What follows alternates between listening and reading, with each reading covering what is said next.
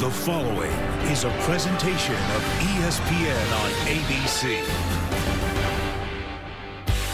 There are a few more Cowboys in Texas than usual today. 10th-ranked Oklahoma State in Austin for an early kick. Longhorns head coach Tom Herman personally made sure his guys got to bed early last night. Oh, Alana. I got some buddies here. Yeah, sorry. No, I got some friends. All right, love you, buddy. Yes, sir. Hey, you're a big guy. Love you, man. Your best is good enough, right? Oh. I'm excited to watch you guys play tomorrow, all right? 6 a.m. Get some sleep. Texas-sized nightmares certainly a possibility, knowing that awaiting the Longhorns, the #1 offense in the country, Heisman hopeful Mason Rudolph and Oklahoma State. And these Cowboys like to start fast. The opening kickoff is next on ABC. You're watching college football on ABC, presented by K Jewelers. Temps will creep into the mid-80s. DKR Texas Memorial Stadium as we welcome you in. Say good morning from Austin, Texas with Brian Greasy. I'm Steve Levy. Todd McShay shortly. So Oklahoma State comes in the fancy 5-1 record. Here's Texas 3-3. What they have in common is 2-1 in the conference. That makes this a big game in the Big 12. I think it's a huge game in the Big 12. Still 6 weeks of football left in conference play. 5 teams are 2-1 in the conference. So this game's going to go a long way in determining who the teams are going to be in the championship game. The Cowboys' offense is explosive, as you know. I mean, in half of their games, half of them, they've scored exactly 59 points. That is mind-boggling. Texas has won the toss. They have deferred. So we will see that Oklahoma State offense first. Joshua Rowland. Field goals has been an issue for Texas. We'll see about kickoffs. Tyron Johnson is back for the Cowboys. Toe meets leather. It's a low kick, and we are underway. It'll bounce out of the back of the end zone. And down to Todd McShay. Well, guys, this Texas defense, you remember, gave up 44 points to Maryland in the opener, but since then, they've figured it out, giving up just 19.4 points per game in the last 5. They've gotten more physical up front, better play from their linebackers and their cornerbacks, which will be challenged today, doing a really good job in coverage. So we're going to watch these matchups of the big, physical wide receivers, Oklahoma State, against these corners who are all 6 foot or taller for the Texas Longhorns. Texas cannot afford a letdown after their rivalry loss, the Red River rivalry game, 29-24 to Oklahoma a week ago. There's Mason Rudolph on first down, throwing as you might expect, and it is juggled and caught. There's his top target, James Washington. And to Todd's point, this Texas defense will be challenged by Mason Rudolph. I think, quite simply, he's playing the quarterback position better than anybody in college football right now. He's got these bevy of wide receivers in skill positions that support him. Outstanding play. 2nd and 1. Rudolph will run for it and have the first down easily. I think he was going to take a shot there on 2nd and 1. They throw the ball down the field as you would expect. Washington is usually the guy.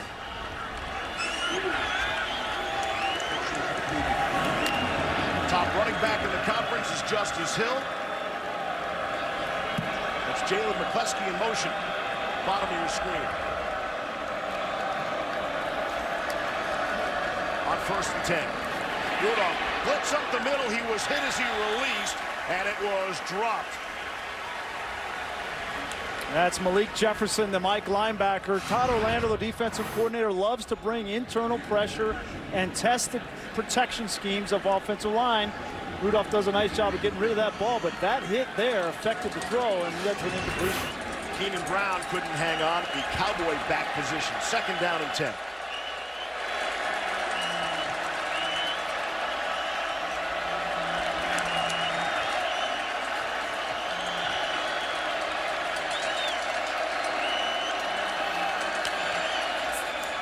On the ground, and Justice Hill. Wow, he's hit hard. Back to the line of scrimmage. Anthony Wheeler and Malik Jefferson leading the way. A good credit to Holton Hill. The corner comes up from his position on the outside. You're going to play too deep. You got to be able to support from the corner spot. Going fast now, 3rd and 10. And the pass is too high for James Washington. Good coverage on the play from Holton Hill. And they get the offense off the field, Texas does. You don't want to overstate the importance early in the first quarter of a game, but that's all Texas talked about yesterday, the coaching staff, about how important it was to get off to a fast start and to get some stops against the second best scoring offense in the country. 80-20, that's what Oklahoma State has been outscoring opponents in the first quarter this season. So huge stop for that Texas D. Zach Siner will put it in the air from his 27. Reggie Hemphill-Maps runs up for the fair catch. And there is some contact, but I don't see a flag. Out at the 27-yard line. Only a true freshman. Sam Ehlinger is already a Longhorn leader. His teammates marvel at his toughness. I think he's a hard-nosed player. He's very tough. He's just gritty. He's not scared of anyone.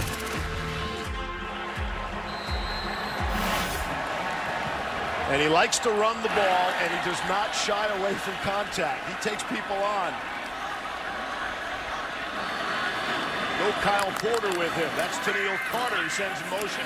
Quick screen out to Carter, and he drops that. Forward pass, incomplete. You know, Sam's not your typical 18-year-old true freshman. You see he's got the size, really big lower body, allows him to run the ball with physicality. But it's more impressive his makeup and character and leadership to me. Quick throw to Dorian Leonard. The other side will try it off the sides. Maybe a yard on that play. Bring up a third and long. A.J. Green had the cover. I think the big key for Sam in this game is not trying to outduel the guy on the other sideline and Mason Rudolph. Just play your game, play within the system, control the football, and give yourself a chance in the second half. 3 and outs will be a killer for Texas here today. Want to keep Mason Rudolph off the field. And that's how TCU stayed with Oklahoma State. They ran the ball. So Texas, who has not been able to run the ball with a whole lot of effectiveness, has to find it today. Here's 3rd and 8. Chris Warren in there now. He'll pass protect. And Ehlinger on the move. Rolling to his right and throwing. And let's see, they call it a catch. They do. Lorenzo Joe had the catch. He had just enough yardage for the first down. Yeah, great job by Joe on the sideline. Nice job by Ehlinger. Extending the play, getting a big first down. 9 yards on the play. Just Joe's 6th catch of the season. Here's Sam to throw it. Hooks up with Dorian Leonard. See where they mark the forward progress. Trey Flowers brings him down. I can't tell you the amount of confidence having 2 completions like this for first downs can give a young quarterback. Playing at home, you know it's an explosive offense on the other side. Play within yourself. 2nd down and 1. Quick screen to Warren. He's across midfield. He has plenty for the first down. One thing we'll watch for today with Ehlinger is pocket patience. Coaches talked a lot about it yesterday. They love him running. They love his ability to create and extend plays, but he's got to stay in the pocket and let routes develop a little bit more. Warren on the ground. Barely gets back to the line of scrimmage. We heard talk of sometimes a young quarterback will see ghosts. What does that mean? Apropos for Halloween coming up here, that means you think the guys are blitzing and coming, and you make reads faster than you need to a lot of times, and you're not seeing the defense real well. I'm afraid already. What are you going to be for Halloween, by the way? I did not dress up for Halloween. What kind of Chinese food did you go as last year? Right? Sushi. Yeah, sushi, yes. Greasy sushi. A fumble on the snap there. Never got back to Ehlinger. And that's Shackelford, the center. He's been nicked up this season, Steve. That ball, I know sometimes the center will think that the quarterback is under center when he's in the shotgun. A little bit of miscommunication. They're lucky to get back. They go so fast. 3rd and 9. Shackelford returned last week after not playing against Kansas State. Already without their best offensive lineman in Connor Williams. He's out indefinitely. 3rd and 9. That's a bad shotgun snap. Ehlinger will hang in there and throw off the hands of Hemphill-Maps. And it'll bring up a 4th down. And you get a couple of first downs. You get a bad snap. This snap's a little bit out to the right. You see he has to save it. that takes the quarterback's eyes off of the defense, and this ball's a little bit late to Maps on the inside. If it's thrown on time, could have been a first down, but you have those kinds of errors for a true freshman at quarterback and not supporting him, and you don't get the first down. Michael Dixon got it away. One of the great punters in all of college football. And it'll bounce and be down at about the 8-yard line. Texas defense did what they had to do in that first series. Mason Rudolph will get a second crack at the Longhorns when we come back. Scoreless early on from Austin.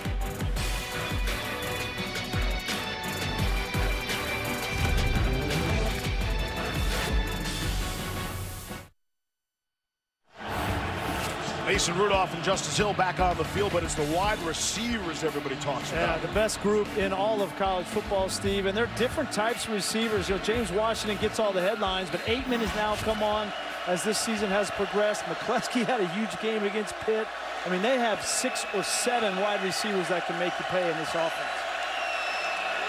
It's funny, Texas feels that's their most talented position as well, top to bottom. On first down and 10, handoff to Justice Hill.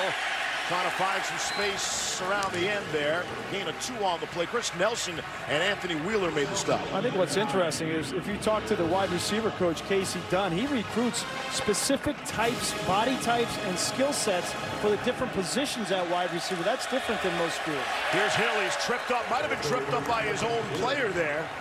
And I'll bring up a third down and long. Yeah, I'd recruit specific body types too if I could find Mike Evans. Yeah. If you look at Aitman, I mean, he looks exactly like Mike Evans. He is a big dude. Washington and Aitman each have 100+ receiving yards in 4 straight games. That's the first time that's been done dating back to 1996, maybe even longer. The stats just don't go back any further than that. Here's 3rd and 9. McCleskey in motion. Rudolph to throw. Has plenty of time. Now the pressure from behind, and he's going to be sacked. Dropped at the 10 by Jeffrey McCulloch. So this is exactly what TCU and Gary Patterson did in their win against Oklahoma State. They played 2 deep coverage and then man-to-man on the underneath, and they let the rush get to Mason Rudolph. You see nowhere to throw this football. Everybody is locked up, and then you only rush 4, and somebody's got to get home. That's the way you play Oklahoma State's offense. Officially not a sack. It goes as a run back to the line of scrimmage. And Bill Maps will run up. Runs into his own player. The collision, the ball bounces out of bounds. Bumped into Holton Hill.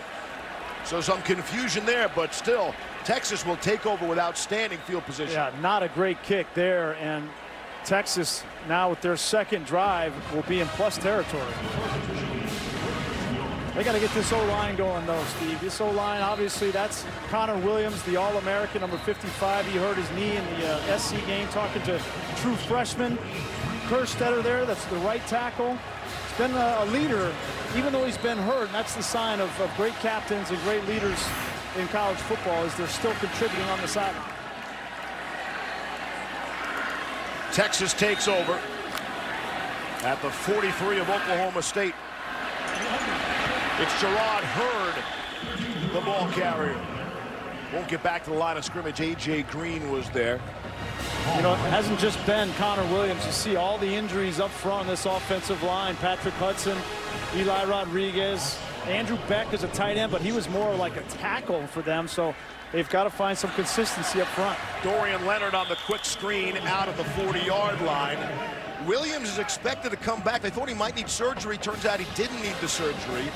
But head coach Tom Herman saying that he thought Williams and Rodriguez would return before the end of the regular season. So that is great news for Texas. They try to figure things out. 3rd down and 7 at the 40 of the Cowboys.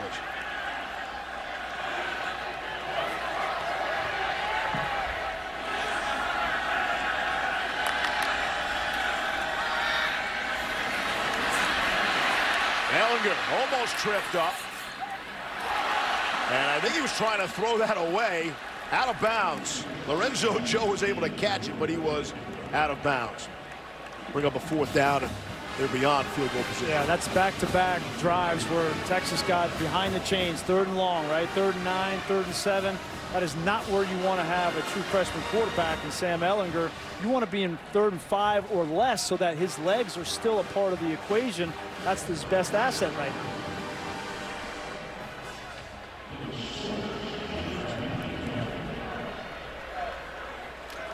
Michael Dixon gets it away.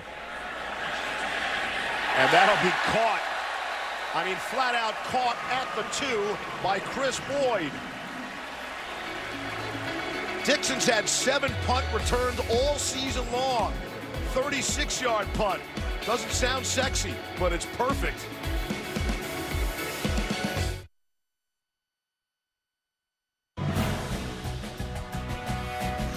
College football on ABC is presented by Kay Jewelers. Kay Jewelers, who would like to remind you that right now it's engagement season. In part by BMW, we only make one thing, the ultimate driving machine. And the Home Depot, more saving, more doing. Westlake High School here in Austin, they've had some chuckers over the years, huh? Drew Brees, Nick Foles, Sam Ehlinger, and there's Sam's mom in attendance. They've had season tickets forever, the Ehlinger family. I asked, did they upgrade your seats when you became the starting quarterback of Texas? Nope, they're sitting there, long-time season tickets. That's James Washington on the reception. Set for an update, there's Kevin Nagandi. Steve, thank you. Check out the AT&T Field Pass. Let's go to Madison. Number 5, Wisconsin, hosting Maryland. 6th play of the game. We got a ball in the air. And the big man, TJ Edwards, 54 yards to the house. He will score. The Badgers on the board first. Kevin, we got a ball in the air, too. That was completed to James Washington. A whole lot of tempo, and I mean up-tempo with these two squads. Every time we do a cut-in, we're going to miss a play in this game. 14 yards on the last completion. This time it's to Jalen McCleskey. It's a short game. P.J. Locke had the coverage. P.J. Locke. Mason Rudolph currently owns 29 school records, and he figures to add a few more today. Every time he goes out, he adds a few more records. Intended for Chris Lacey. Excellent coverage by Chris Boyd. The ceiling super high on Boyd. Yeah, super high on Boyd. The question is, can he continue to play within the style of defense? He's a great cover man in man-to-man, but zone is where Todd Orlando, the defensive coordinator, says Boyd needs to get better with his eyes in the backfield. So far, so good for Texas defensively. Lots of personnel changes with his Longhorns defense here on 2nd and 10. 5 to snap it. They just set the ball now, 2 to snap it. They just get it off. Or did they? I thought they got it off in time, but a timeout was called. Timeout, Texas, first of the half. Texas spends a timeout on defense. 30-second timeout. This was interesting. We were talking with Todd Orlando yesterday. You know, with all these substitutions and all this kind of up-tempo offense, sometimes he will delay his substitutions just to delay the offense. I think it came back to bite him right there because they weren't lined up correctly. He had to take a timeout. The season for Texas, I mean, it's been up and down. No one will forget, certainly around these parts, but around the country, the big shocker, the opening loss to Maryland, 51-41. Then they played great, lost to USC in double overtime. There was a double overtime victory over Kansas State, and then in their rivalry game, Red River Showdown, a week ago they lost to Oklahoma 29-24. We talked to Malik Jefferson about it. He really thinks they should have beaten Oklahoma and beaten USC. He said the Maryland loss was on us. Yep. That's our real loss, but we really feel like they should be 5-1. Well, I think, you know, I throw the Maryland game out, and Todd Orlando did as well. It's the first game with a new staff, a new system. You have no idea how it's going to look. They have played very good defensively since that game and really, frankly, kept them in game. Here comes pressure. Picked up nicely, and Rudolph's able to complete the Tyron Johnson for the first down. So that was the Texas defense out of the timeout. And good adjustments by Mason Rudolph and Mac Yurcik, the offensive coordinator. Getting a lot of man coverage from Texas off the bat, run some man beaters.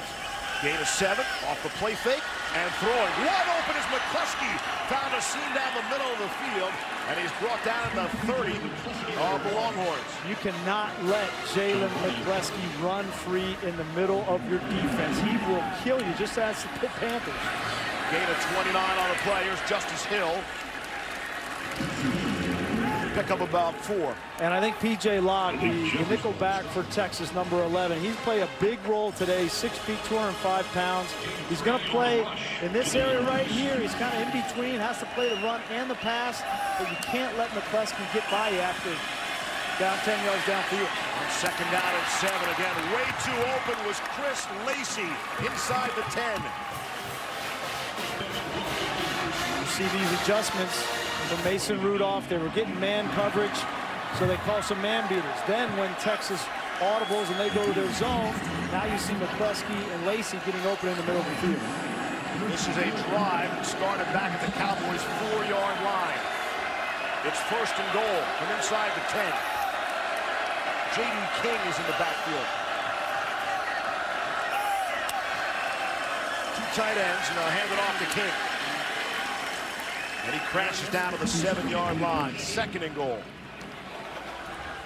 Now, as much as you've given up yards on this drive, Texas defensively, you still got to think, if we could force a field goal attempt here, that'd be a big win. The thing that happens to Oklahoma State inside the 10-yard line is the speed of those wide receivers is neutralized, right? Because the field is constricted. Last week against Baylor, they used Justice Hill quite a bit in the Wildcat formation because of that. 10th play of the drive. It started from their own 4. Hand off to King.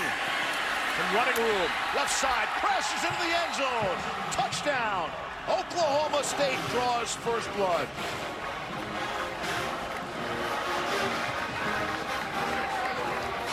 You want to talk about the receivers and how much they do catching the football, but right here, take a look at Jalen McCluskey. Outstanding job on the outside. It's not just glitz and glamour at the wide receiver position for Oklahoma State. Justice Hill, who leads the Big 12 in rushing, for a reason. Matt Amendola, perfect on the season for extra points, and he's got that one too. J.D. King, the true freshman from Fitzgerald, Georgia. But it's the pass and the completion to Chris Lacey that set things up. Texas football when we come back. It's a 96-yard touchdown drive. They take only 2:52 off the clock. I was amazed by this. Time of possession for Oklahoma State. They rank 120th in the country. Doesn't matter. And they're the second scoring offense. You think they have the football all game. They don't. You ask Gundy, he says points matter, not minutes. That's amazing. Only UCF has scored more points per game than Oklahoma State. UCF scored better than 50 a game. Chris Boyd from his 5. Out ahead to the 20, and a fine run back out to the 29-yard line. That's where Sam Ehlinger and company will start. Well, guys, Ehlinger, I think his best really tangible trait is his mobility, his ability to extend plays. Here you see a good decision from the freshman. You got the linebackers going to undercut that route. There he is, extending, but also keeping his eyes down the field. And look at his feet crossed over. Greasy, I don't even know how he made that throw. That's an unbelievable throw. I don't think I've ever seen a guy make a throw like that. He's got some really cool skill sets, Todd. But I disagree with you. I think his best intangible is his leadership and his toughness. I mean, there's second to none. I thought Mike Stoops, the defensive coordinator for Oklahoma last week, said it best. He's the kind of guy you can build your team around. I think Tom Herman agrees. Leadership and toughness for an 18-year-old. Still got a few pimples on the face. He's rolling to his right. They'll get back to the line of scrimmage and out of bounds. Back to Kevin Nagani in the studio. Steve, AT&T Field Pass. Let's go to Lubbock here. The duo that shocked Oklahoma doing some work early. Kyle Kemp to Alan Lazard. Iowa State up 7-6 over Texas Tech in the first quarter. Back to you, Steve and Brian. And just in the nick of time, thank you. Here's Sam on the move to the right. There is a flag. It's in the backfield. We'll check the marker. It's in the holding neighborhood. That's the one thing with a mobile quarterback like Sam Ehlinger. He's gonna flush outside the pocket, and those offensive linemen get caught with their arms extended. They have to learn to release. Take a look at the center here, Shackelford. Holding. number 56, offense, 10-yard penalty. Sit down. It's our referee, Scott Campbell. We introduce him now. That's the first penalty of the game. This Texas offense is just not explosive enough to recover from these types of penalties.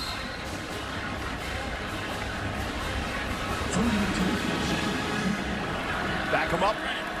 A 2nd and 20.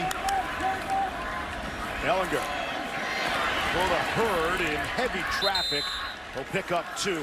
Texas has already seen their earlier 2 possessions, Grease.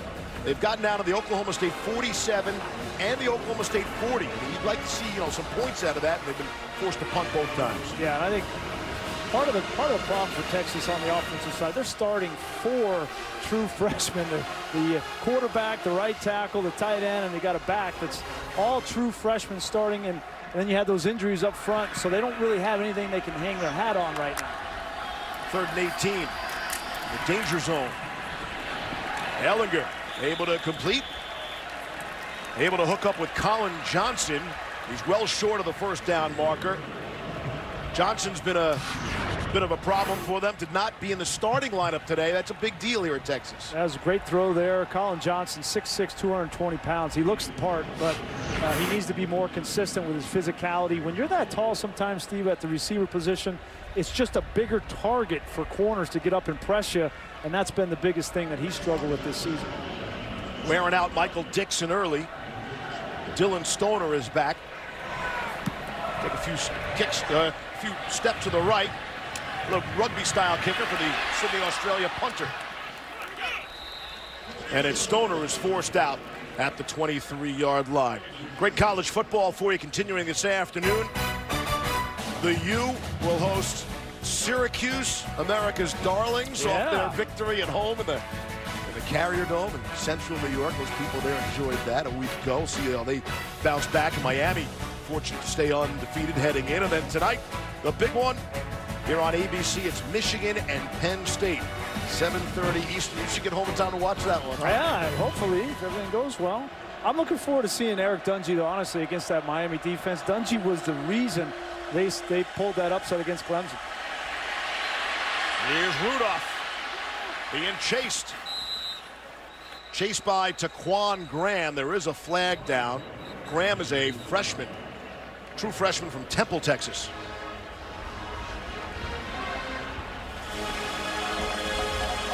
That flag came down late in the secondary.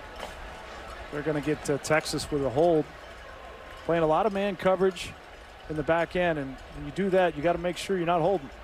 Holding, number 5, defense. That 10-yard penalty will be added at the end of the run. The penalty results in a first down. That's Holton Hill. You know, Steve, if you were guarding James Washington, you might be holding too. It's the best receiver in college football. Just gets that hand. You know, Washington's so quick. He's got the speed, the breakaway track speed, but he also can make those cuts in real speed, at full speed, and it's very difficult on defenders. Washington, a Texas kid.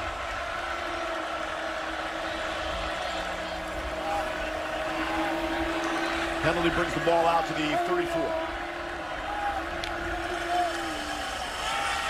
Handoff to Justice Hill. And he'll lose yardage there. Oklahoma State is going to struggle, I think, to run the football against this Texas defense. They've been much better, but when you got Mason Rudolph, you don't really need to run the ball. You just keep feeding it to him in the pass game. Here's Hill again. Has first down yardage right up the middle. And that's the interesting strategy. You expect the run, or you expect the pass all the time, and so you give it to Justice Hill. Well, this Oklahoma State team, you ask Mike Gundy, they want to have balance. That's the word you hear most from them. 15-yard gain on the last run, and now Rudolph is throwing. And what a catch. Marcel Aitman went up to grab it and held on. What a grab. Well, Todd mentioned Mike Evans. This looks just like Mike Evans, doesn't it? Huge wide receiver at 6'4", 220, one-handed, unbelievable catch. Inbounds, gain of 7. Rudolph pumps to the right, throws across the middle to Hill out of the backfield. He's got first down yardage. Anthony Wheeler brought him down, but you can see this Cowboy offense starting to click now.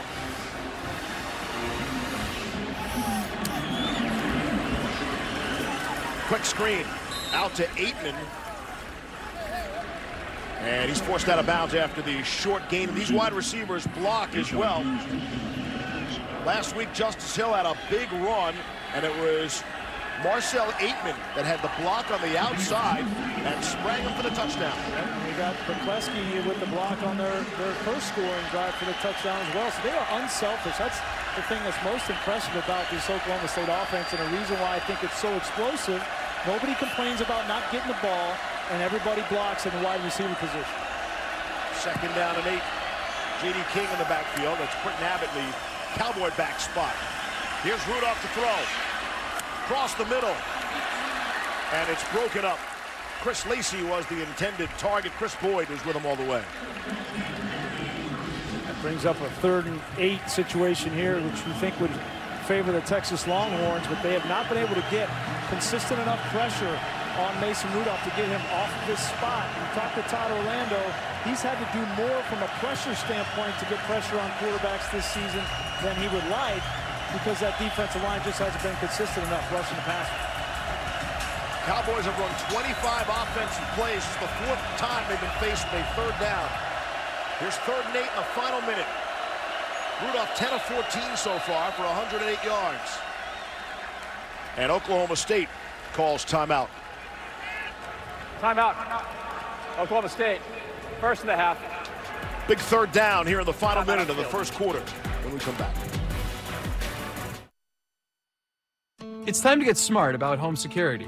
Introducing Floodlight Cam by Ring, a motion-activated security light with an HD camera. Don't even think about it. That lets you know when anyone steps on your property. Illuminate every corner of your home with a ring of security. Smart enough to detect people and objects. Hey, girls. Hi, Dad. With Floodlight Cam, you can stop crime before it happens. Protecting your home has never been easier.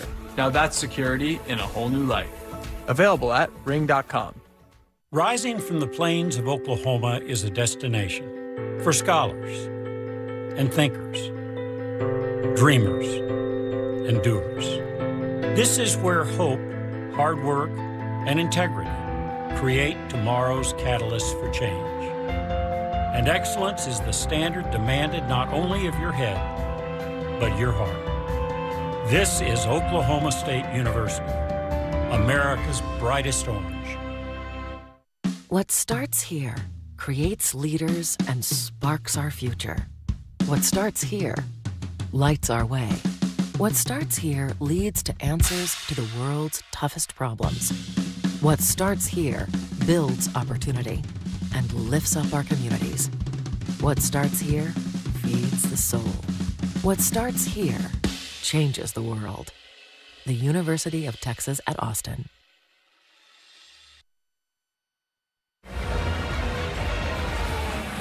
Welcome back to Austin. The last 3rd down scenario there looked like Todd Orlando wanted to play a 2-deep defense. Oklahoma State takes a timeout. Wonder if Todd Orlando might dial up some pressure here in this situation. A lot of defenders to one side of the football. Loading up the right side. They put it on the ground to Justice Hill, and he's going to get the 1st down. How about the mighty Oklahoma State passing offense on 3rd and 8? They hand the ball off for the 1st down. Well, this was the perfect defense, dialed up the blitz from that side, and you see the linebacker there, Gary Johnson, just not able to get Justice Hill on the ground. That's a missed opportunity for Texas defensively. Late flag came in. After the play was over, personal foul, late hit out of bounds, number 46, defense. Half the distance to the goal, automatic, 1st down. Malik Jefferson better be on his best behavior the rest of the way.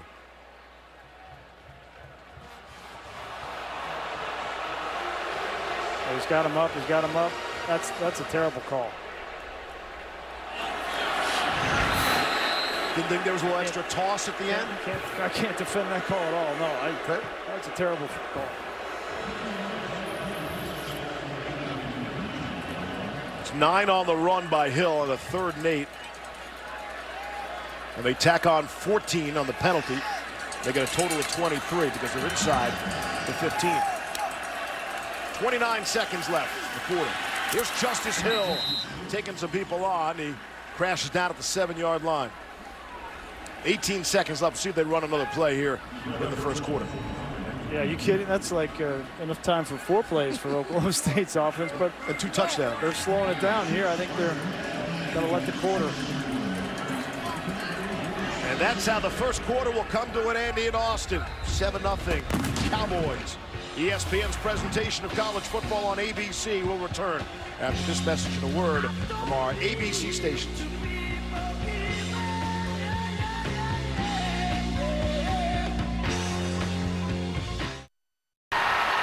All-State is proud to be part of a team that comes together to do good by contributing to participating universities' general scholarship funds for each field goal and extra point kicked. To date, All-State has contributed millions in scholarship funds.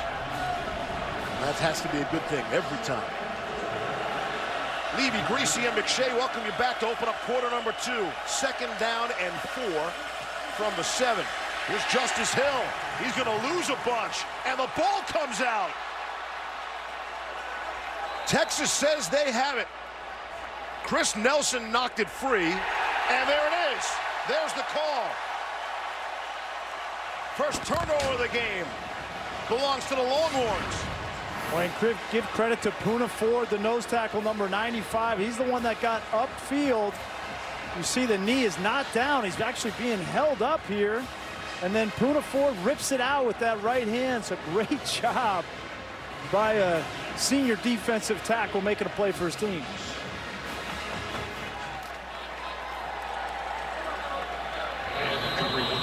They had to get a stop here, Leaves. And this Oklahoma State offense is so explosive, and you can see that was pretty clear that his knees were not on the ground, and he was on top of Nelson.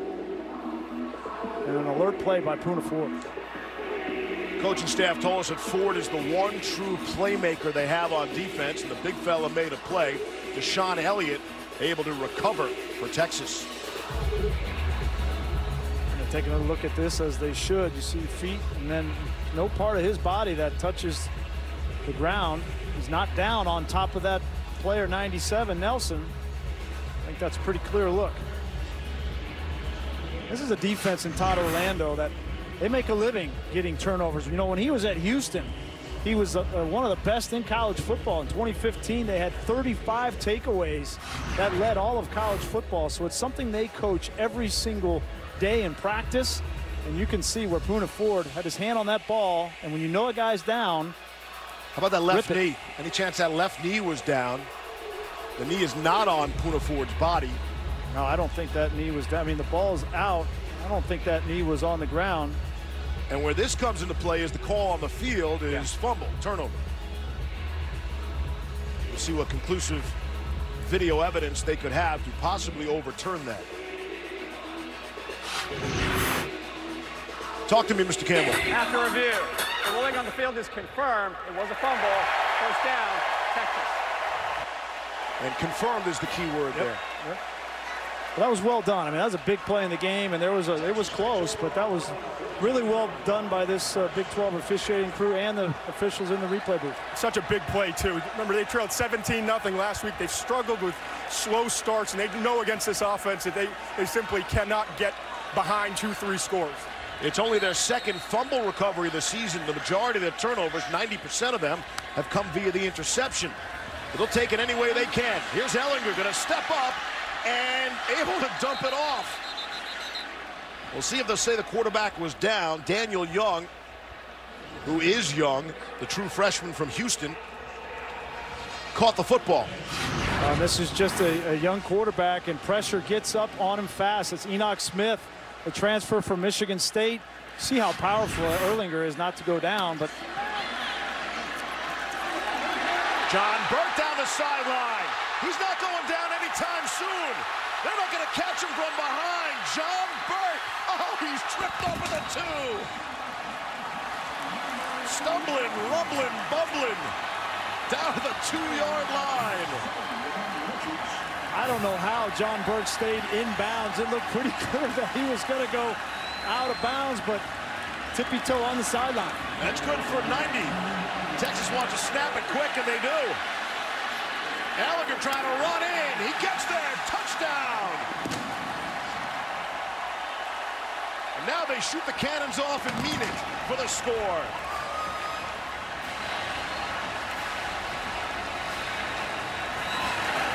Well, you want to talk about 3 plays, swings and momentum. The fumble by Poona Ford, the senior. Then a missed tackle on the Oklahoma State defense, and Burt goes 90 yards down. See, here's Burt. Unbelievable. Oh, my God. It was 4 or 5 steps. Tiptoe through on the tulips. sideline. I don't know how A.J. Green, the corner, didn't just push him out.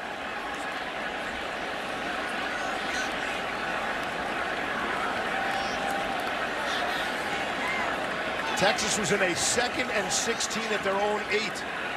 2 plays later, they're in the end zone. John Burt. You saw some of the track speed they talk about down the sideline and the fancy footwork.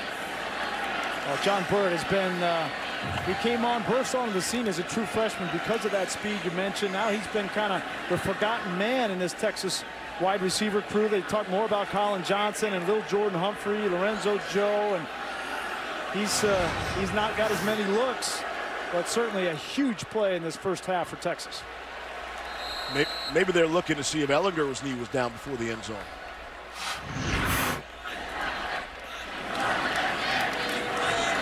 Extra point on the way, and it's good. Big plays everywhere you look, up and down the field.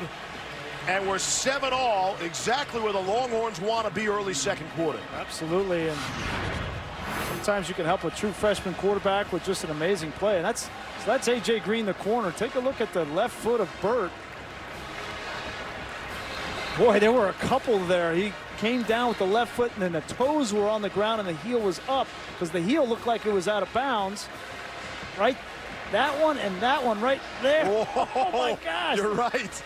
There were literally 5 steps there where I think his heel was over the white. Would have been out of bounds if it was on the ground, but it didn't look like it was. You can't get any closer than this and not be out of bounds. My goodness. A.J. Green's going to be kicking himself for that one. One more tug, right? One more push, one more shove. Well, he might not just be kicking himself. I think Mike Gundy might be kicking him as well. Huge momentum swing. It's a little bit different, this Texas team this year. You know, last year they would get down in games and then people would start to just say, okay, this is going to go south, right? But this team's got more energy, and Tom Herman's changed the culture. Great example of that energy. Yeah, they fight. They didn't give up against SC on the road. They didn't give up last week down 20-0 Oklahoma. You can get lost in a 3-3 record. That does not tell the story of this Texas team. Here's Tyron Johnson now. Spinning away from the tackle out of the 20, maybe to the 20. They'll mark him at the 22-yard line. But an amazing turn of events. We asked Tom Herman what would be success for you this season. And he said, among the things he said was, we got to win a game we're not supposed to win. Right. And I said, is this one of those games? And he said, well, yes, it is. Absolutely. So they are right there, right where they want to be at this point. And he also said, we want to be competitive in the Big 12 race at the end of the regular season. Well, Steve, if they can find some way to win this game, right, at home, they would be right there. They still got TCU coming up, and they've already played Oklahoma. Here's Rudolph to throw and complete to Marcel Aitman. Has the first down, and I think Oklahoma State wants to settle this game down a little bit. Crowd all of a sudden has really gotten into it too.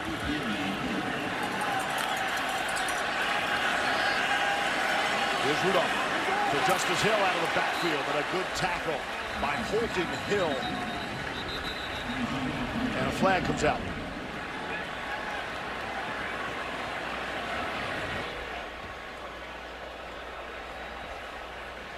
They're going to get Texas for illegal substitution here. There's so many different substitution packages that Todd Orlando wants to get in, and the whole goal of Oklahoma State and Mike Gundy is not to allow them to substitute, keep that defense on the field and get them tired. And I think they caught him. Illegal substitution, 12-minute formation, defense, 5-yard penalty from the previous spot, still first down. You got to be smart, you know, when you're making these wholesale changes here after a first down in particular and hustling off the field, and that was Amena who wasn't able to get off the field.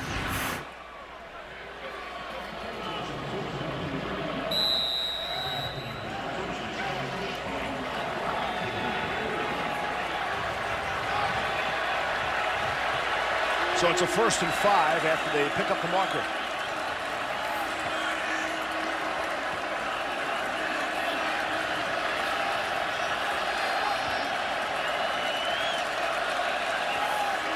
Seconds of snap. They get it off. Here's Justice Hill. And nothing there. He'll take a loss of a yard on the play. Excellent defense.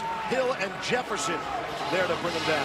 Yeah, give an assist to Malcolm Roach, too. You know, Malcolm Roach needs to play a big game, I think. We talk about Poona Ford a lot, but if Texas is going to slow down this offense, those defensive linemen got to play well. Rudolph to throw out to McCleskey. More excellent defense by Texas. Holton Hill was there to make first contact.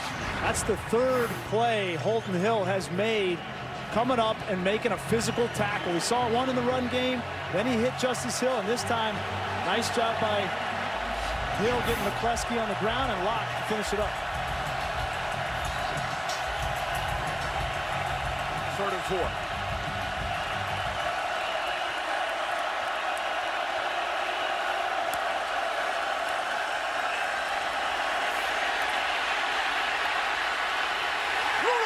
Swarmed under. Had all the time in the world. Brecken Hager brought him down. Exactly the same look that Texas brought in the 1st quarter. The coverage downfield. Take a look, see if you can see anybody open downfield. Nobody there. There's nobody here. Coverage everywhere. And finally, Brecken Hager comes free on Mason Rudolph. That's exactly how Todd Orlando drew it up. Zach Seiner has struggled. Punts of 34 and 32 yards so far in the game. This is by far his best punt of the day. And it'll be down at the 23-yard line. It's a 42-yard punt. Texas has tied the game, and they've got the football when we come back. If you're just joining us earlier, Oklahoma State went 96 yards down the field for a touchdown. But the reason Texas is tied is because of a fumble and then a 90-yard pass completion. The longest non-touchdown reception in Texas history. John Burt from Sam Ehlinger. So Ehlinger gets credit for 90 yards passing on that play. Yeah, you know, they take hits too, so. Out of the backfield. Sam comes up throwing, and again it is John Burt. This time he does go out of bounds. I like this. You know, a kid makes a big play, right? You didn't know he was going to be kind of your go-to receiver coming into the game, but he makes a big play. He's feeling good about himself. Keep feeding him. Why wouldn't you? 2nd and 1. 4 receivers to the right. So of course Sam runs to the left, where there should be some running room. Has the first down. Justin Phillips dropped him. So Sam apparently was pretty nervous a week ago. The big Red River showdown.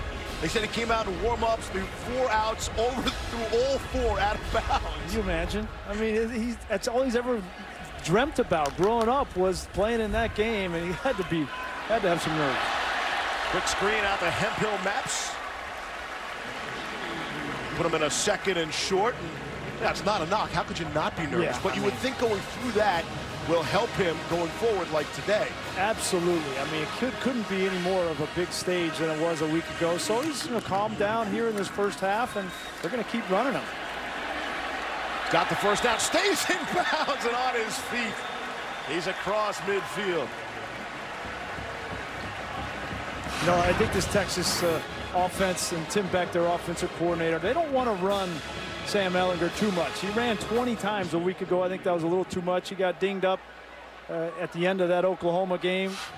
But I think they need to get him 10 to 12 carries because he is effective using his feet.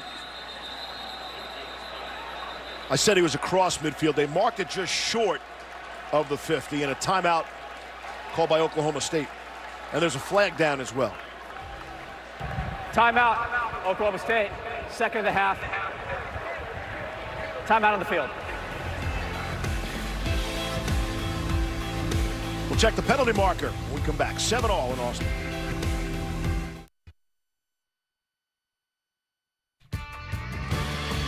College football on ABC, presented by Kay Jewelers, is brought to you by Pacific Life. Experience the power of Pacific. Nissan, innovation that excites. And Midas, trust the Midas touch. There's our pal Neil Everett on the right. Thanks for dressing up for us, Neil. Former Longhorn and 1998 Heisman Trophy winner Ricky Williams in attendance and in the house. One of my favorite guys of all time. I played with Ricky in Miami with the Dolphins, and outstanding guy and an even better player on the field.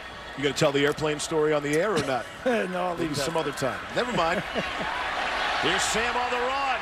Breaking tackles across the 40, and he's ripped down at the 36 by the Quentin Osborne.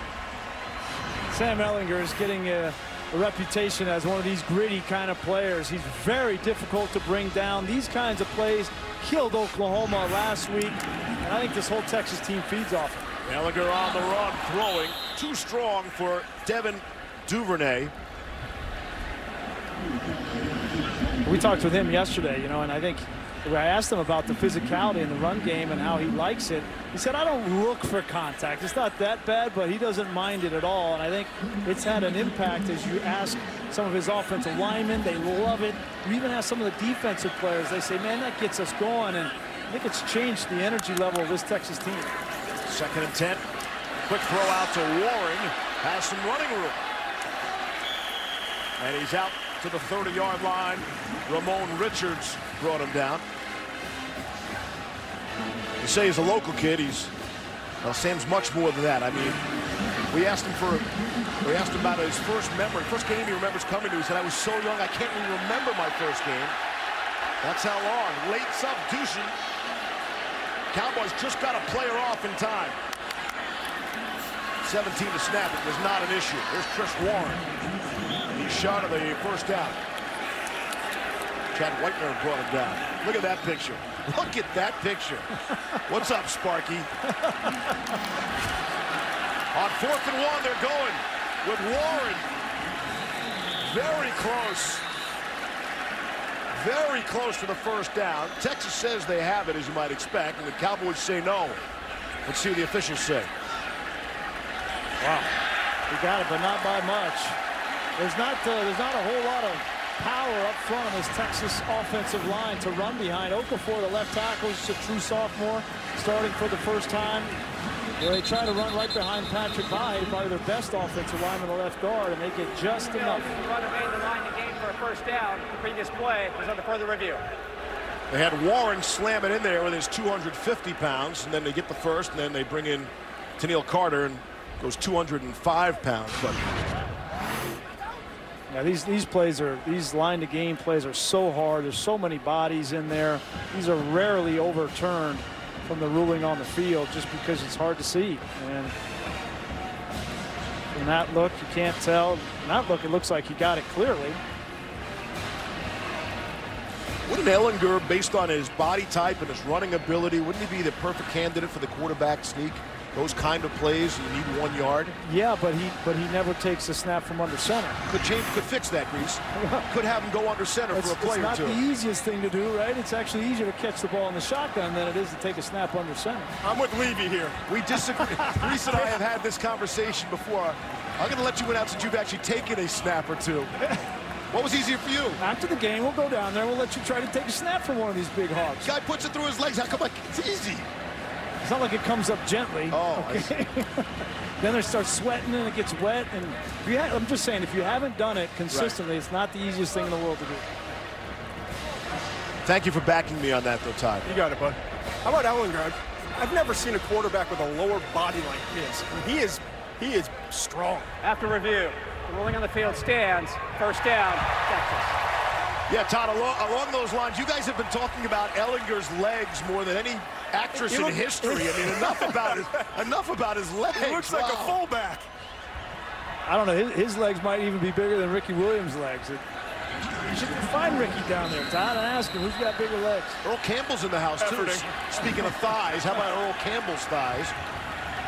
Enough of the leg talk now. Can we move on? Thank you. Okay. 1st and 10. Send Warren in motion, top of your screen. Ehlinger's all by himself in the backfield. Step up, and it's batted down. Batted down by Darian Daniels, a 300-pound defensive tackle. Yeah, Darian Daniels just walked Terrell Cooney back into the backfield with a bull rush. Number 79.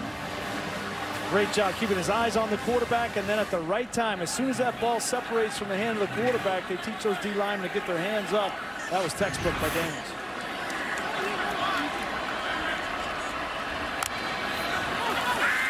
Ellinger, 11 for 16. Backpedaling, and he puffed it up. It's picked up by Ellinger, able to recover it. Wow, Trey Carter knocked it free. Jordan Brailford there as well, and Ellinger able to make a remarkable recovery. Yeah, this play was dead from the start. The right tackle, Kerstetter, was beat soundly, and Carter got back in there. You got to protect the football. That's clearly a fumble, just like Justice Hill was on top of a defender. Ellinger was on top and very lucky to get that ball back. That's a loss of 34. Totally changes the complexion of the drive and maybe the game. What's the chart say for 3rd and 44? You got to play for that? Might as well just go ahead and punt it right now. Ellinger to throw and complete to Hemphill Mepps. They get across midfield to get an awful lot of it back. They had to get to the 27, so they're not close. Bring up a 4th down and very long. So how did this sack happen? Kerstetter, 68 right there. It's just a TD stunt. And, you know, when you run that kind of stunt on a true freshman, it makes it very difficult, but you got to protect the ball as a quarterback. 4th and 30. Here's Dixon to punt it away. That's an 11-play drive in which they got 15 yards on. So Dixon will come up and try to clean up the mess. And the fair catch down at the 12. Well, it's been exciting. It's been eventful. Rough play for Sam Ellinger on the fumble, but at least he's able to recover it. Hook him, Sam.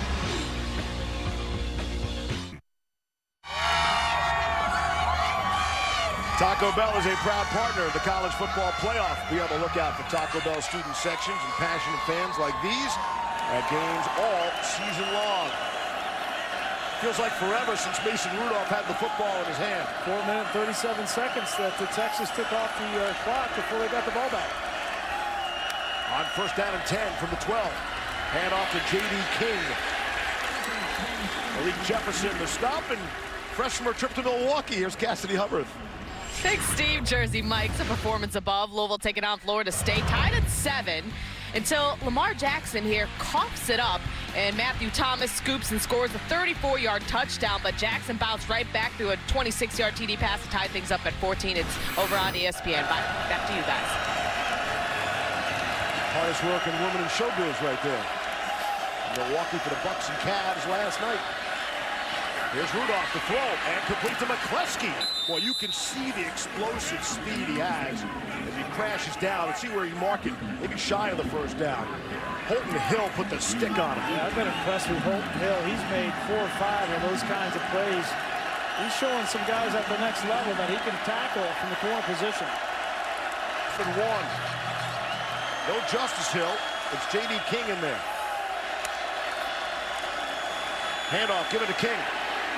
Oh, he's got the 1st down easily. A lot of east-west there, and not so much north-south. 1st down. Yeah, on 3rd and 1, Todd Orlando, the defensive coordinator for Texas, decides that he's still going to play pass. He had 2 deep safeties, another guy deep in the middle of the field. He's not worried about 3rd and 1. He's worried about James Washington and Aitman downfield here for big plays before the half.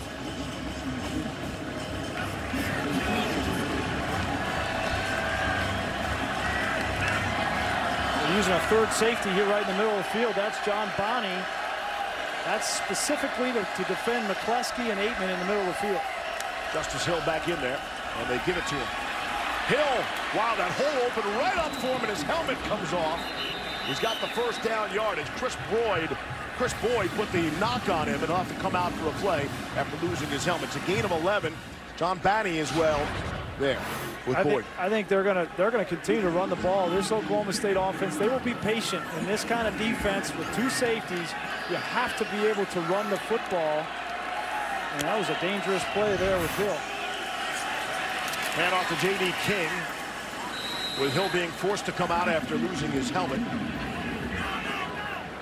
And I love this here from Mike Yurcich, their offensive coordinator, and Mike Gundy. They're not going to panic.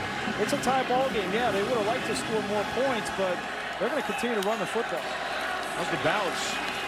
What are the Vegas odds you could have gotten that Oklahoma State would run the football more than pass it? Well, they come into the game averaging over 200 yards on the ground, Steve, and that's #1 in the Big 12. Yeah, the passing game gets all the glitz and glamour, but the meat in this meal is on the ground for Oklahoma State. Here's some more meat. Not enough beef right there. J.D. King on 3rd and 2. Couldn't get to the first down line. Great play by Gary Johnson, the linebacker. I think Oklahoma State with a decision to make here. Wouldn't be surprised if Mike Gundy kicks this ball. I think that's the right play. You don't want to give Texas any kind of momentum before halftime. They're so used to outscoring teams 80-20 in the first quarter. Right. I mean, so the #1 offense in the country on 4th and 1, they're going to punt the football. This possession, 6 running plays, there's 1 passing play. The ball is in the air. Hemphill Maps is backtracking, and he catches it at the 5-yard line. Not sure why you want to catch that ball. Fair catch at the 5. It's one of those you want to let bounce in the end zone. Wait, so you can start at the 25? Great idea. It's a 50-yard punt. Plenty of hitting. That one administered by Holton Hill.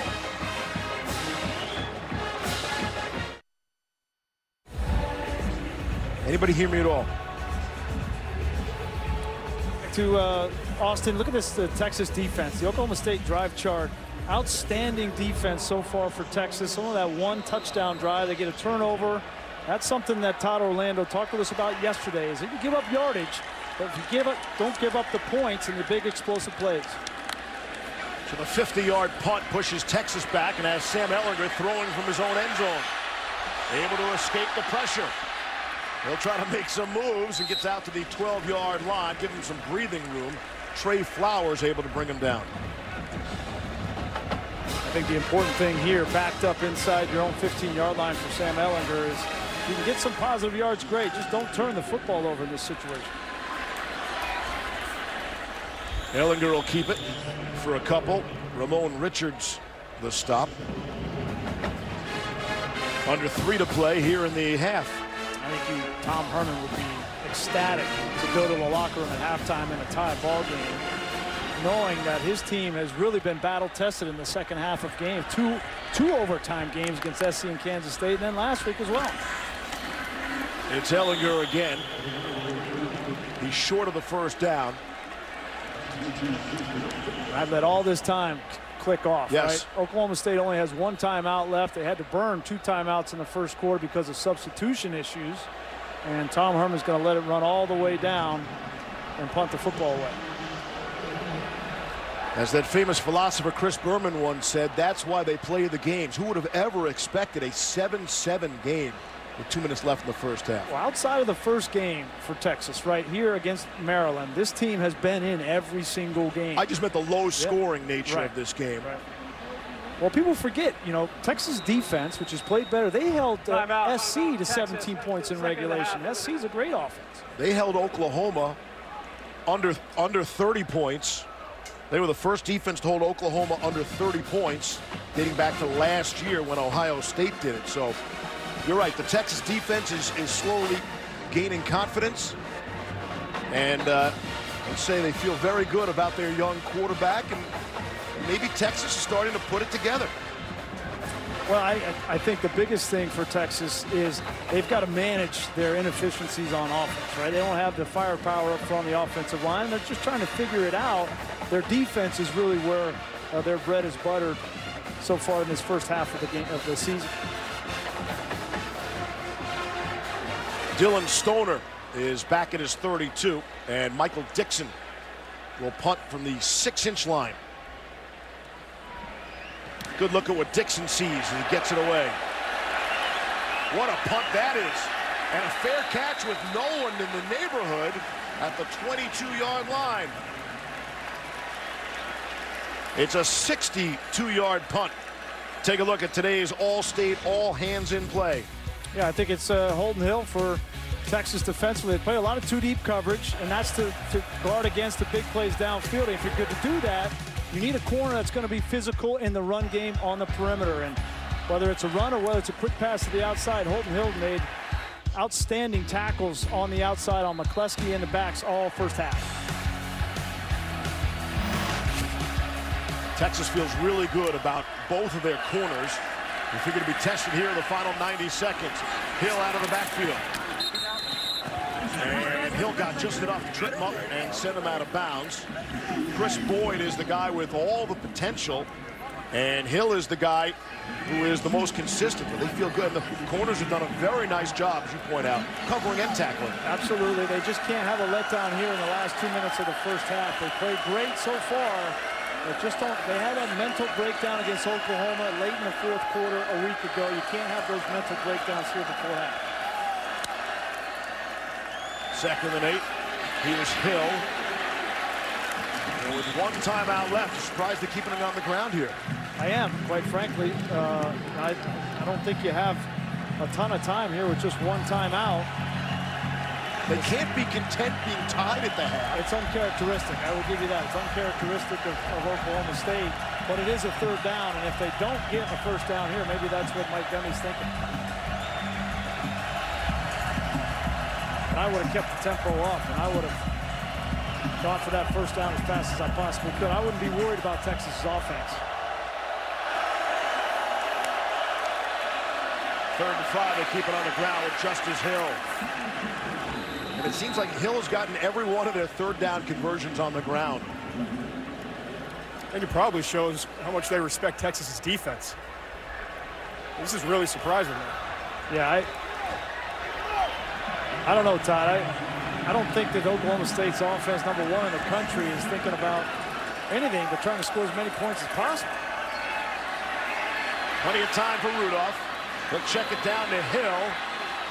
Gets across midfield.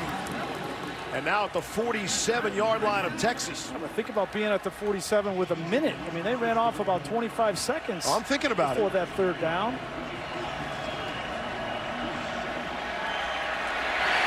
And the pressure comes. It's Hager. Gets him for the 2nd time. 2nd sack of the afternoon for Brecken Hager. And the clock continues to tick down towards halftime. Yeah, and that's a stopper. That stops the drive here. Brecken Hager goes right around Aaron Cochran, the left tackle.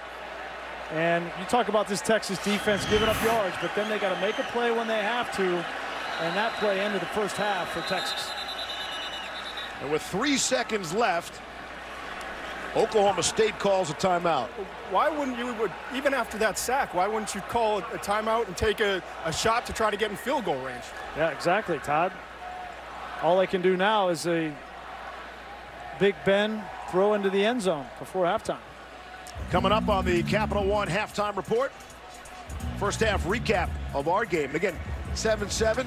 There are a ton of highlights in this game. Yeah. For 7-7. 5th-ranked Wisconsin in action. All the scores and highlights. Kevin Nagandi and his gang are coming up.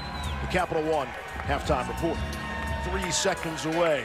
So some interesting play calling, strategy, clock management all down the stretch here, especially on the Oklahoma State side.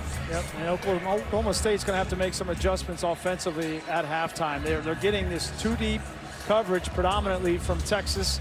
They're going to have to continue to be patient, in my opinion, and run the football.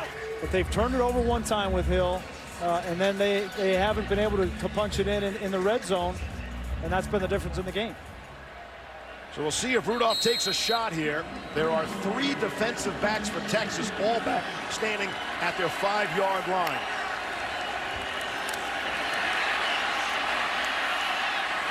Rudolph will heave one up in the air, and it is knocked around and batted down.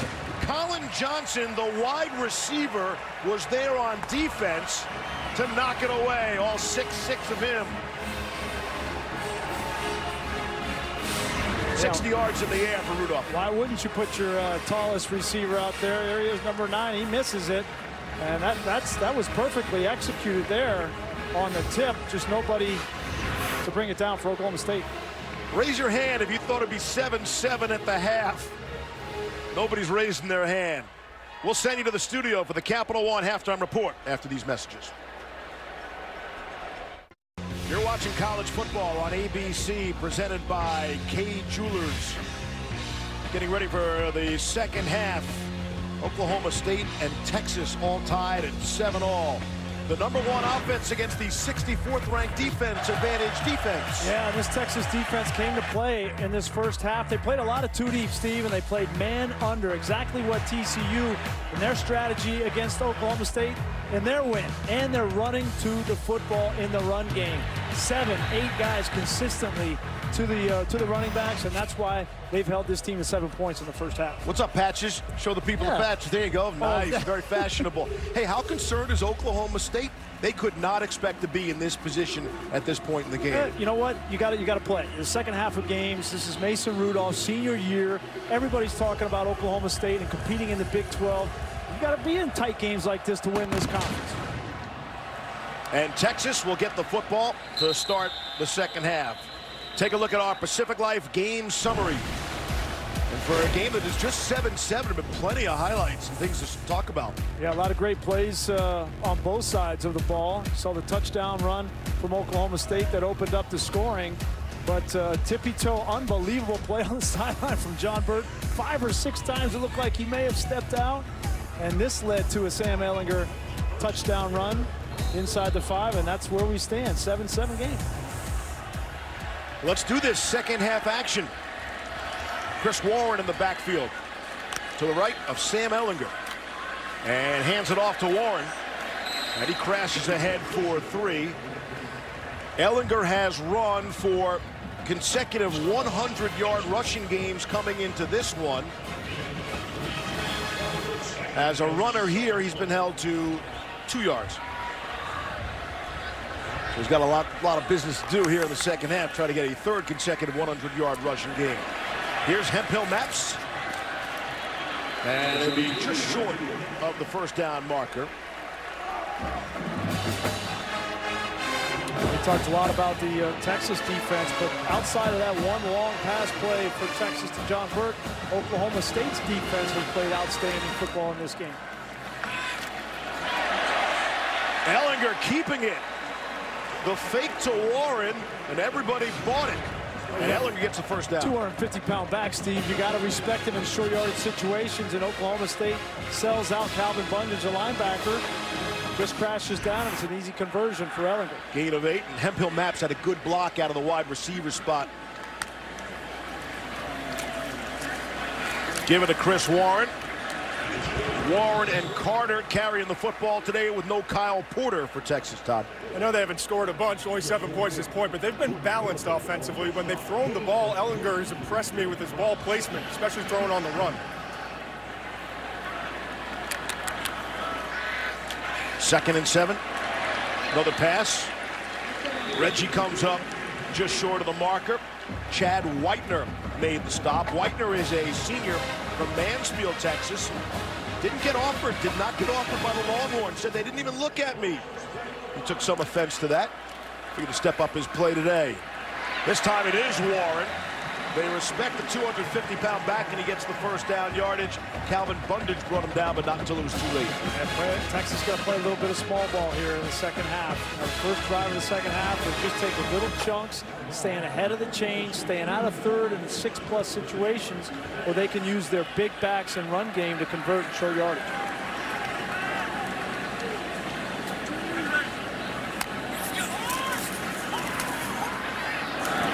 Out to Hurd. And he breaks some tackles. Here's Gerard Hurd down the sideline to the 20-yard line. Gerard Hurd, who's the 3rd-string quarterback for Texas, on the receiving end, good for 23. Number 7, Ramon Richards, the safety, has got to make that play right there. That has been his weak point in his career at Oklahoma State, is tackling in space. Cade Brewer had the good block, the 2 freshman tight end. Here's Warren. Good 2nd and 3rd effort. He'll pick up a yard on the play down to the 20. I think they wanted to run a reverse there, Steve, and Warren wasn't able to get the ball to Gerard Hurd. Gerard Hurd, the former quarterback, may have been a pass, but the penetration from Oklahoma State defensively prevented it. Quick throw out to Leonard. And we'll see where they spot it. He has first down yardage. And we haven't even mentioned Shane Buechele all day, and that's because Ellinger has taken the position over. Buechele is still banged up, not 100%. Trying to get over the effects of an ankle injury, and that's why Hurd, as the third-string quarterback, has been taking some snaps in practice. First and goal. Handoff is Warren. Stayed on his feet somehow and gets to the 5.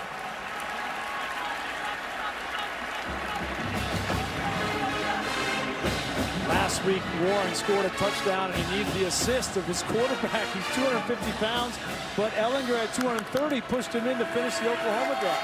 Here's the 11th play of the drive.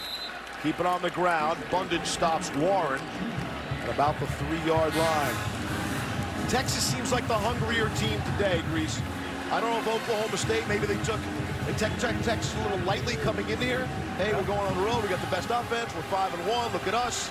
But Texas seems like the hungrier team today. Well, they had an emotional loss last week. You knew there was going to be some fire, especially playing at home.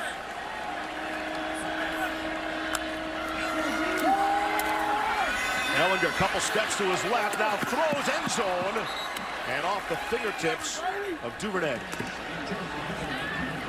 Well, there was a little crease for Duvernay. If that ball was thrown a little bit lower, or Duvernay were a little bit taller, could have been a conversion. Duvernay's only 6 feet tall. He's more of a speed guy. It's interesting they try to throw that route to him on the outside rather than a big body like Humphrey or Colin Johnson. There's Joshua Rowland for a field goal. It's a 22-yard attempt. Field goals have been an issue. He's only 50% on the season. 5 for 10.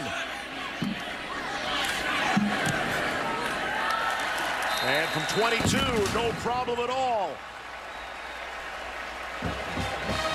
10:42 left here in the third quarter. Capped off by a 22-yard field goal. Texas has the lead. Could have been by 7. Specific grades, and today has not been his best day. A lot of receivers struggling to get open and separate, but you see the mental makeup. Smart guy, he's going to have a scheme adjustment going to the NFL. The accuracy, I think, is his best quality. The ball placement, arm strength, solid, pocket mobility, a little bit better of an athlete than people give him credit for. All things to watch for here in the second half as the Cowboys open up 1st and 10 from their 25. And the handoff to Justice Hill. He'll get back to the line of scrimmage and then some. Pick up a 4 on the play. John Bonney made the stop. You know, Todd, I think one of the things that I'm interested to see with Mason Rudolph, they only have 12 or 15 plays. That's what Mike Gundy told us, and he's got a couple of different options on those plays, but it's a very different system than the NFL. Off the play fake. And again, it was Hager getting to Rudolph. Rudolph able to get rid of the football that time.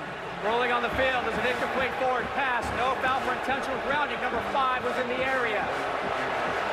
Brecken Hager has been a nightmare for Rudolph. Yeah, it's been on Cochran most of the day, but this time he comes from the right side. They're trying to block him with a fullback, Britton Abbott, and that's going to be in the favor of Texas every single time. And Hager is affecting this game. 3rd and 6. Figure to see 44 coming again. Rudolph gets rid of it. Could not hook up with Tyron Johnson. And bring up the 4th down. It's interesting to see. He doesn't always get pressure, Rudolph. And to watch him today, as the coverage has been good and the pressure's eventually getting to him, he's struggling in terms of just where to go with the ball. And now that last throw, you can't tell me, Brian, that it didn't have something to do with the fact that he's taken a lot of hits today. Absolutely. I mean, every quarterback's different. That pressure, how it affects their mental clock and how fast they got to get rid of the ball, Todd. And coming out too fast for Mason right now. 5th punt of the afternoon for Zach Siner. The last one went for 50 yards. Here's Hemphill Maps, and he's dropped down at the 26-yard line. We'll take a look at the pressure. Yeah, all games been consistent. Hager has gotten to the quarterback. This is a coverage sack. There's nothing that the offensive line can do right here, but Cochran gets beat right before halftime. That sealed that drive, and now Hager comes from the other side on a linebacker, and the younger brother of Bryce Hager, all-star linebacker for the Baylor Bears, making a name for himself today. They forced the Cowboys in their third 3-and-out of the afternoon. So Texas will take over now at their own 27. Tennille Carter, the true freshman, is behind Sam Ehlinger. And Ellinger's on the run, and he'll be dropped. That goes as a sack for Jordan Brailford. If I were either one of these teams, I would not leave a left tackle on an island. It's the weakest spot on both of these offensive lines. Okafor has struggled and Cochran has struggled. If you don't turn the protection that way or have a back help chip, then that side of the offensive line is going to struggle. 13-yard loss. Quick math makes it 2nd and 23.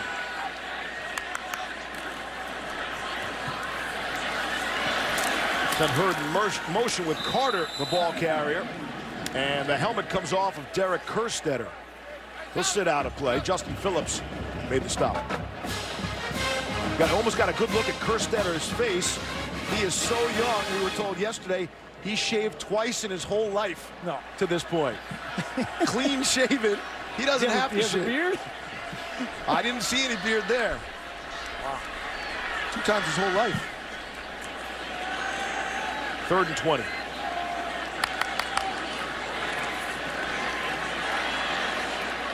Try to set up the screen, nothing doing. Carter had no running room. A.J. Green came up with a stick. Any first down penalty or sack, negative yardage play for Texas offensively, and it's going to be a punt. They don't have those explosive players. Right here, you see a true freshman quarterback throwing to a true freshman back on a screen and had no chance. Nice play by A.J. Green. Dixon's at his goal line, punted away.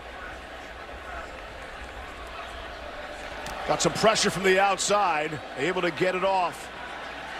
And Stoner fumbles the fair catch, fumbled it forward, and fell on top of it at the 33. 8:13 to go, 3rd quarter from Austin, and the Longhorns with a 3-point lead.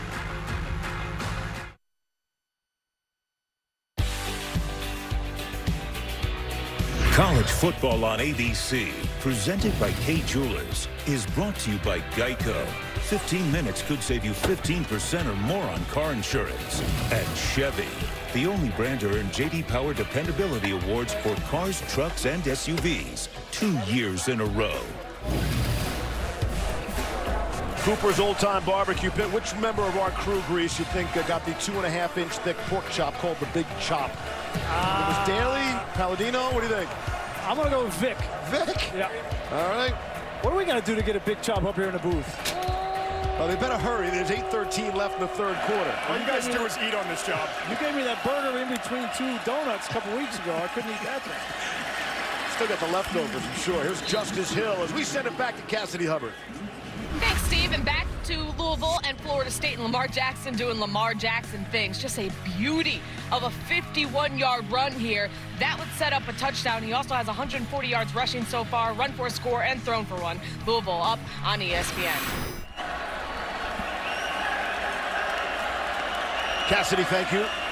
Before the season started, you would have circled that game as one of the highlights on the schedule. One of the biggest games in the country. Didn't turn out to be that way. On 2nd down and 4, here's Justice Hill just across the line of scrimmage. Malik Jefferson came up to put the big hit on him. Well, I can't help but think, Steve, coming into this game, Texas felt like, well, all we hear about is this offense for Oklahoma State. They have showed up and played today against this dynamic offense. You can see them getting more and more confidence as this game has gone on. They are not afraid. Hill's rush for 58 yards. On 3rd down and 3, they've handed off the ball a lot on 3rd down here. You'd think Rudolph would throw it in the air.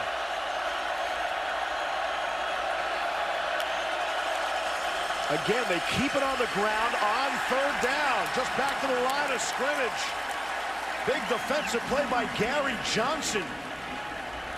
And it brings up 4th down. Gary Johnson's playing more in this game for starter Anthony Wheeler, and it's because of his versatility and ability to run sideline to sideline. They're playing a 2-deep defense, Steve, and when you do that, offenses have to be able to run the ball, and Oklahoma State hasn't been able to do it consistently enough. And yet they keep going that on 3rd down, running the football. You can't throw the ball into a 2-deep stack defense with 8 droppers, right? Mason Rudolph should be able to. With that receiving core, that's all we heard about. Guy was Superman. It's exactly the way Gary Patterson Illegal substitution. Defense, 12-minute formation. 5-yard penalty results in a 1st down. Wow. Big play. You got the most explosive offense in the country on the field. You get a stop, and Tom Herman knows that one's going to hurt. You bail out the Cowboys offense right there. On a punt return, right? Now, that's practice, right? That part of that needs to be the coach, because that's practice and getting those special teams units on the field.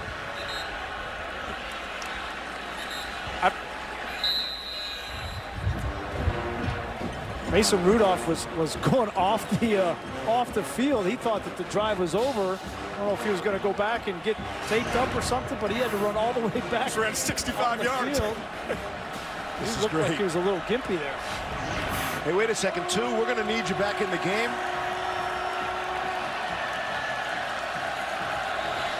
2 seconds, 1 second on the play clock. And so a whole lot of confusion. Oklahoma State. And Oklahoma State has to spend a timeout there. Timeout on the field. Mason Rudolph. Just when you thought wind sprints. Get in there quick. And then they need the timeout anyway. Just over an hour away from Syracuse and Miami. That'll be very interesting based on what happened a week ago. And then tonight, all eyes will be on 19th ranked Michigan and number 2 Penn State. A whiteout in Happy Valley. Here's Justice Hill, the ball carrier. He's across midfield. Gets Happy. 2nd down and 5. One change for this Oklahoma State offense up front. They lost another offensive lineman, Tevin Jenkins, hurt their right guard, and in comes junior Nalei, number 66 at right guard, and they've struggled to run the ball consistently behind him. Quick throw out to Dylan Stoner, has the 1st down. He's stopped by P.J. Locke along with Brandon Jones. Would you be surprised if I told you James Washington does not have a catch since the 1st quarter? I would, but you know, credit Texas defensively. They have played this 2-deep defense, and they're playing man under. He's not had a whole lot of looks. Todd Orlando is not going to let James Washington beat them in this game. You're right. They watched a lot of that TCU tape. You would think everybody in the country would watch the TCU tape. Hager able to bring down Hill with 5 minutes left here in quarter 3. And I think it's smart. Put the game on the offensive line. That's the weakest part of this Oklahoma State offense is up front. They've had injuries. Crabtree had a turf toe. Their right tackle, he's their best player. Now the right guard's out. Make those guys beat you up front running the football, and they haven't been able to do it. 2nd and 9. Abbott and Fine Fayuyaki, the 2 Cowboy backs, are in there in front of Justice Hill. And Rudolph fumbles the snap. Football is loose. It's out. And it's recovered by Hill. What a break for the Cowboys. Hager got there to Rudolph. Hager's been all over Rudolph. Rudolph, he never got this ball. He's trying to hand it off. He never secures it. I don't think, even though he was down there, he didn't have control of the ball. So I think that's a good call by the official. He's down there, but I don't know that he controlled it. Heads up play by Hill. Chris Boyd is down for Texas. Boy, we've seen these 2 teams self-destruct at times.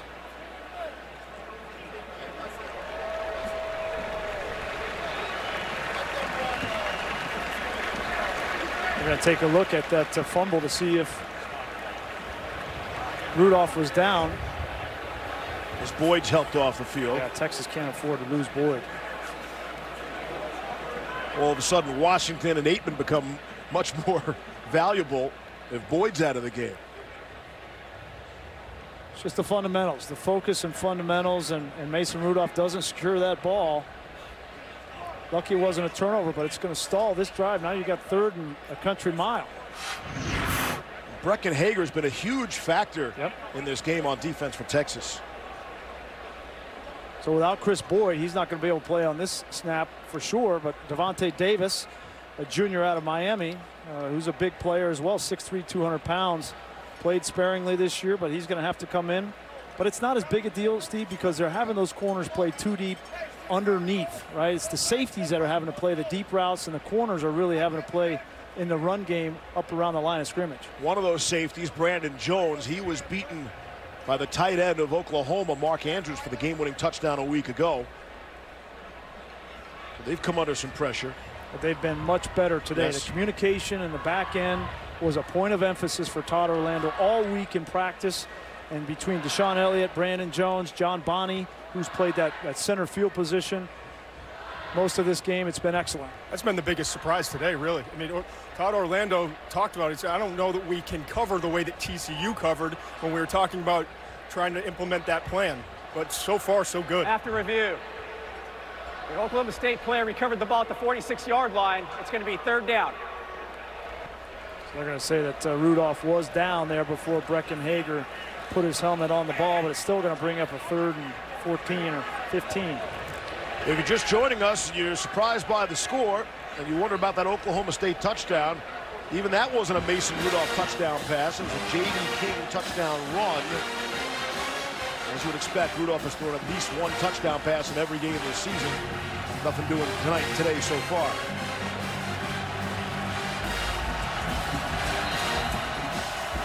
Third and 17.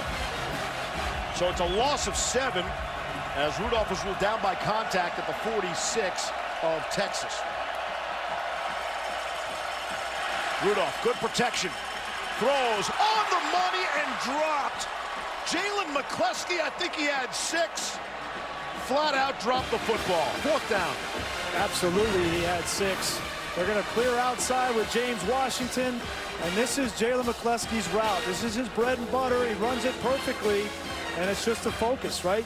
Mason Rudolph drops a snap, easy snap, and on back-to-back plays, Oklahoma State's offense self-destructs. Cleanly beat the nickel, P.J. Locke. And that'll smart. Armani Foreman is back at the 7.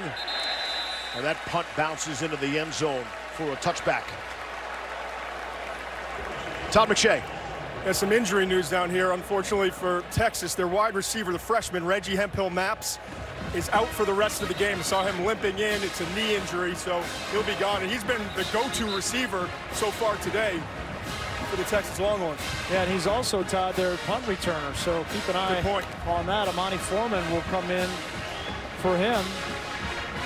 Foreman has really slipped down the depth chart this season. For Texas, so a chance to make an impact in the return game. Texas with the lead and the football.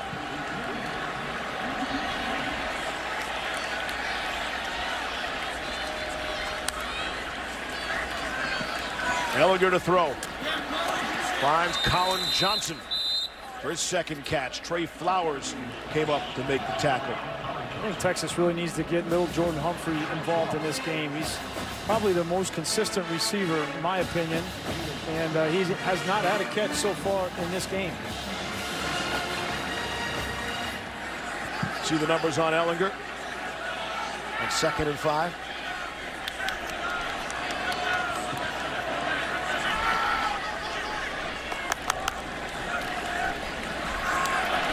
Whoa, big stick on Warren.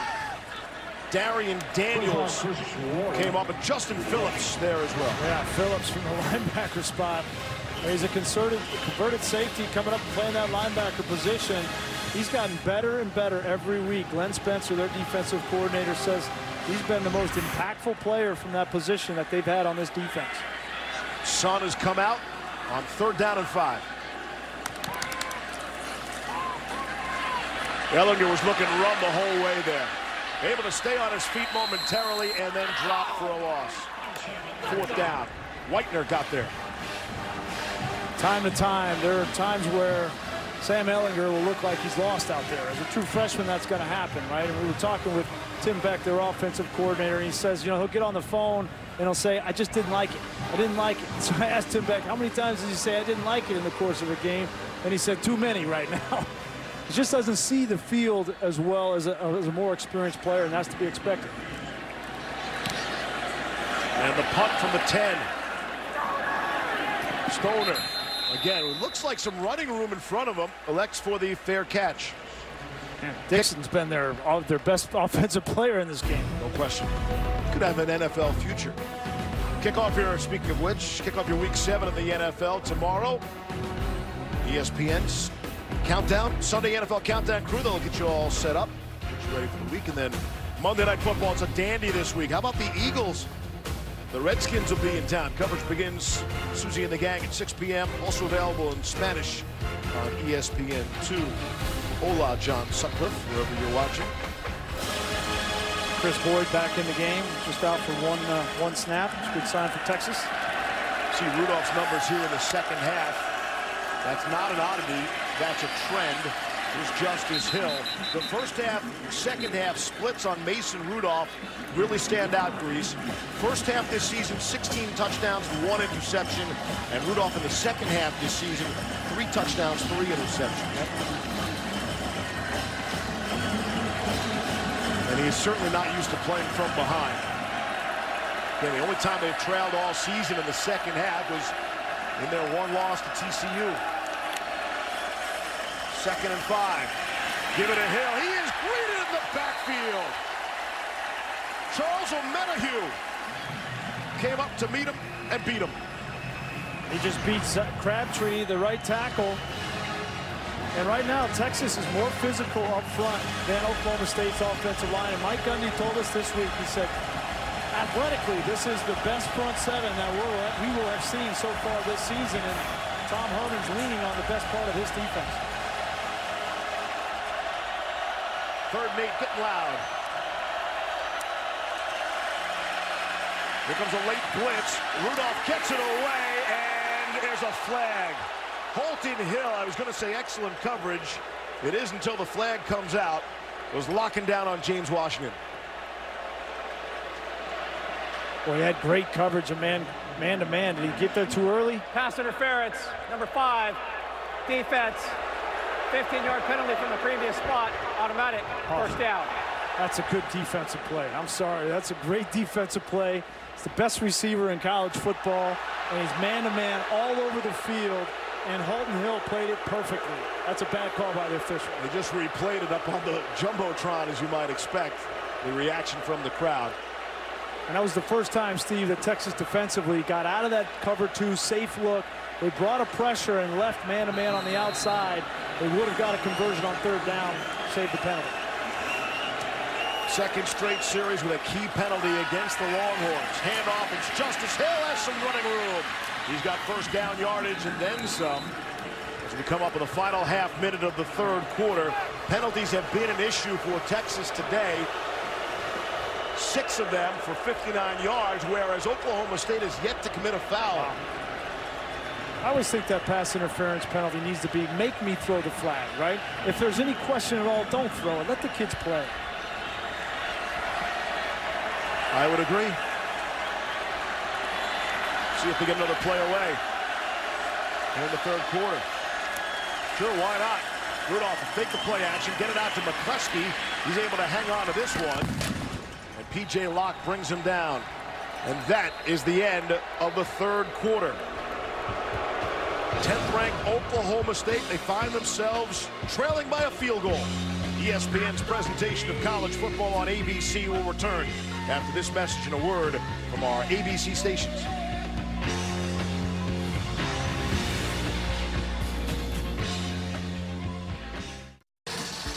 Take a look at today's college football rankings brought to you by Chick-fil-A. Yeah, you see Oklahoma State back in the top 10. Oklahoma State is on the ropes here, on the road at Texas. Ohio State, Penn State next week. Yep. That'll be fun. 2nd down and 4. P.J. Locke on Justice Hill.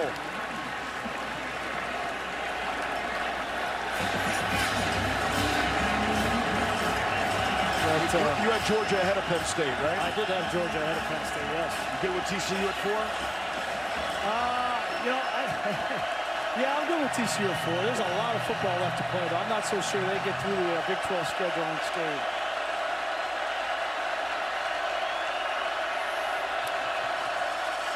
Pressure from the left. They run to the right with Justice Hill. And he has first down yardage. We'll take the people behind the curtain a little bit. I said to you, hey, is this an elimination game for the Big 12 championship game? You know, can you get a 2-loss team in the championship game? And I didn't think so, but I think a lot of good points. Yeah, I think so. Able to hook up to McCleskey down to the 10-yard line. It's been one of the best plays for Oklahoma State all year. You know, against Pittsburgh, they exploded.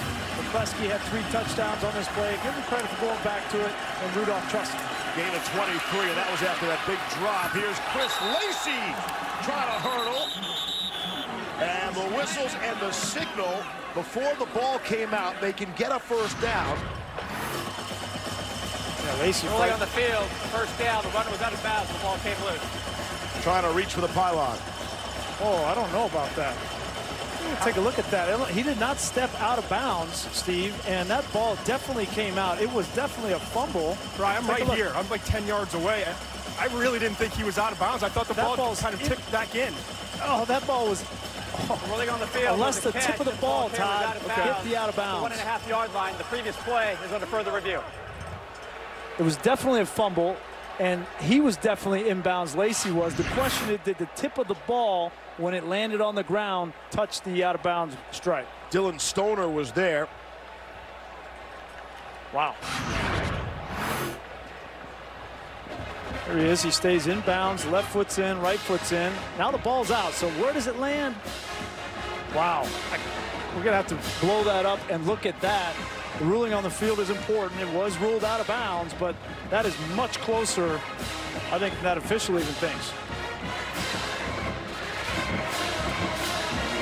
See if you guys can freeze it right when that ball hits the... Wow, it's right in between. It's right in between his legs. Deshaun Elliott goes off his foot, and there's Stoner trying to recover it. Interesting decision. Critical part of the field, crucial point of the game. It looks like the ball, Steve, comes down. Does it hit Elliott? I thought it did. It hits the ground. Yeah, I think it hits the ground right in between his legs, and the tip of the ball may have been on that white line, but we can't really tell definitively enough because it was in between his legs and we can't see. I don't think there's conclusive enough evidence to overturn that call.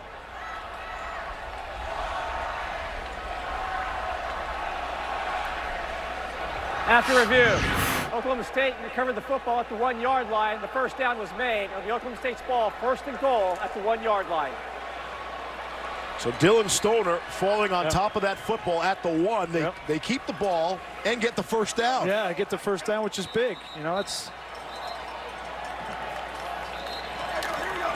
this is the area of the field where they like Justice Hill to be in the Wildcat. They take Mason Rudolph and put him out at a receiver. That's how they're lined up right now.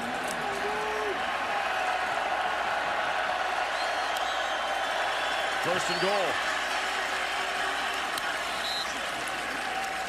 Puna Ford able to eat up that huge space in the middle.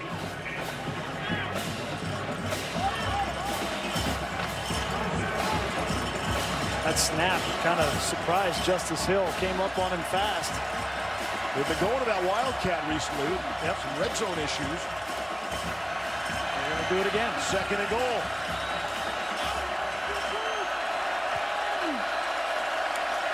Wildcat to Hill. Won't get there. Maybe even a loss. Puna Ford got him from behind. Third down and goal. Puna Ford is wrecking the middle of this offensive line for Oklahoma State. We mentioned Tevin Jenkins out. His backup in. Crabtree's limping on a turf toe. They have not been able to push this Texas defensive line off the ball. So Rudolph comes back into the game. Third and goal. Our cameras are shaking.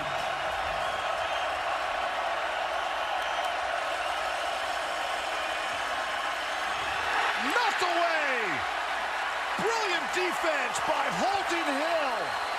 on Marcel Aitman, and it's 4th down. Mason Rudolph missed this read. He had a wide open touchdown to the Cowboy back, Funui Fuyaki. He's going to come out. Here he is on the outside. Mason never goes through the progression. He tries to force it to Aitman, and he had a layup to the tight end.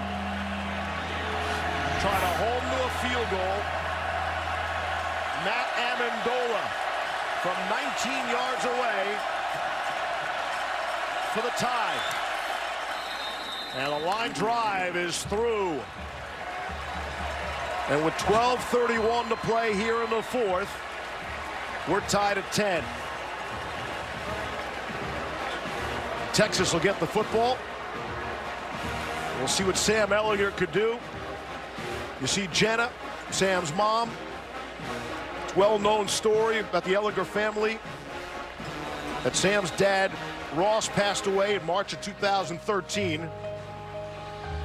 Dying after participating in the Escape from Alcatraz triathlon. And in essence, Sam had to be the man of the house in the 8th grade with a couple of younger siblings. And you know, you can speak from some experience. You got a chance to talk with Sam about that and that indelible mark that his death of his dad leaves on him. Yeah, I mean, my mom died when I was 12 years old, and I knew how it affected me and how it affected me when I played football in college. And I always remember playing for her, and I asked Sam how it affected him. And, you know, he grew up, and his dad loved Texas football. They came to the games ever since he was a little boy. He saw the picture of him with the horns like this.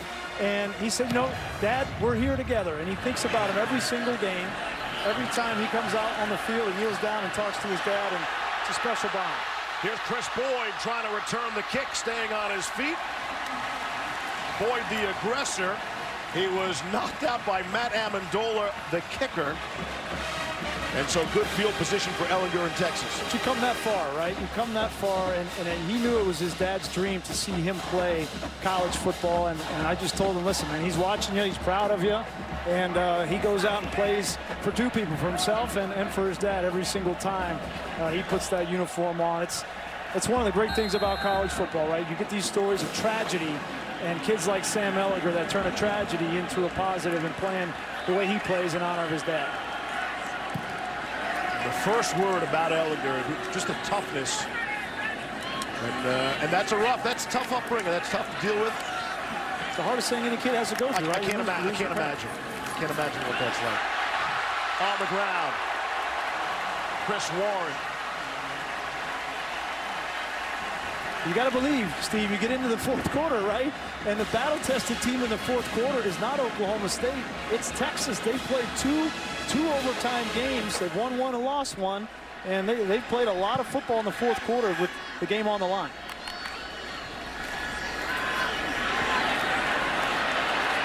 Ehlinger to throw.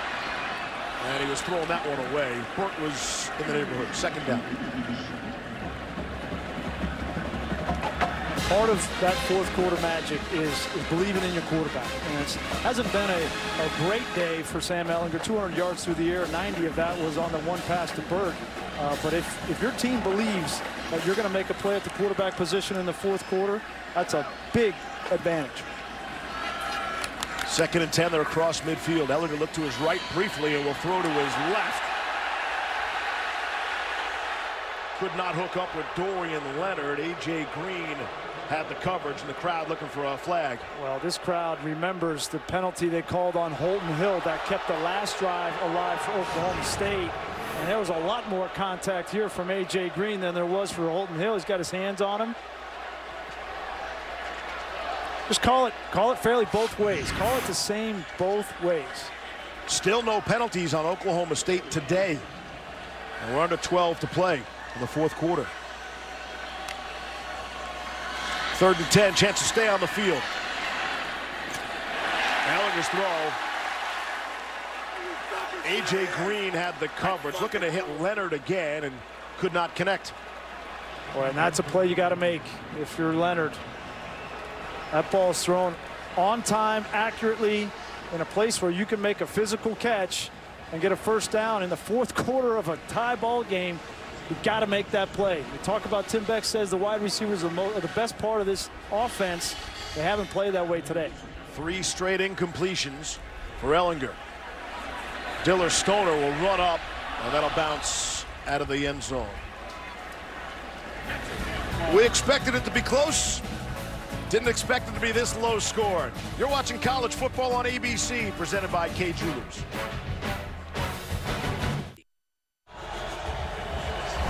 We're not just back, we're back with the Pacific Life game summary. Yeah, it's been the story of the game is Texas defense holding Oklahoma State's #1 ranked offense in college football in check for this game. Little shovel pass to Johnson. And he'll pick up about 5 on the play. Yeah, where are the eye-popping numbers?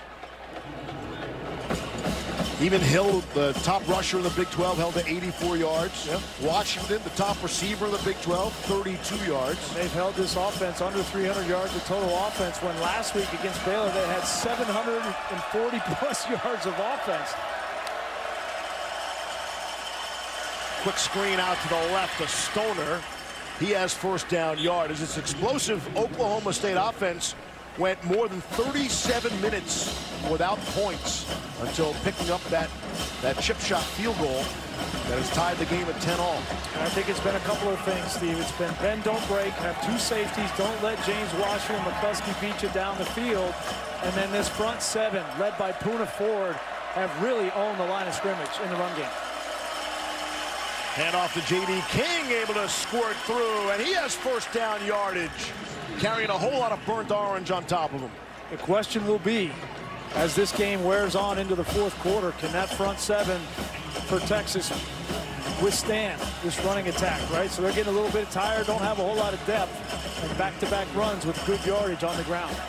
10 yards for King there, his longest run of the game. He has the lone touchdown today for the Cowboys.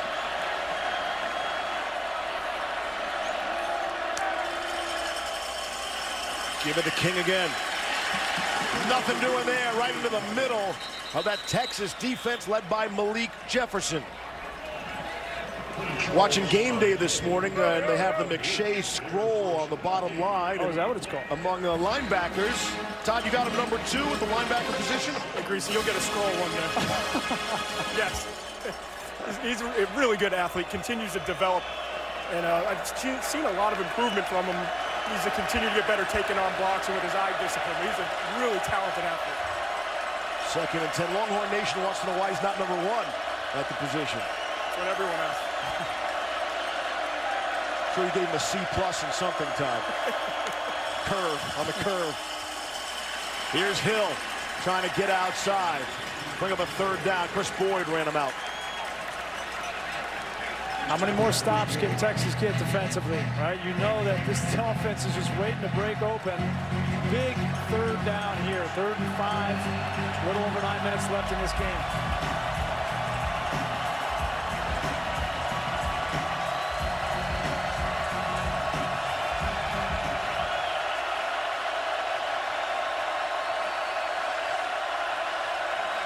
They've been running out of this spot all game. And you expect the pass. We'll throw for it this time. And it is juggled and dropped. Nearly caught by Aitman, nearly intercepted by Boyd, and then another opportunity for Texas there. 4th down. Yeah, it's just a force here from Mason Rudolph. He wanted to get the ball to Aitman, but he's double covered on the outside. You're going to see Boyd underneath in a 2-deep defense. And that play never had a chance. Rudolph is lucky it wasn't intercepted, and Elliott could have got it on the deflection and taken it back for 6 points. Zach Siner on the punt at his own 31. It's a short kick. Foreman will run up into traffic. And the fair catch. 35-yard punt. Texas will take over at their own 19. 8.5 to play in the 4th quarter in Austin. We're all tied at 10s.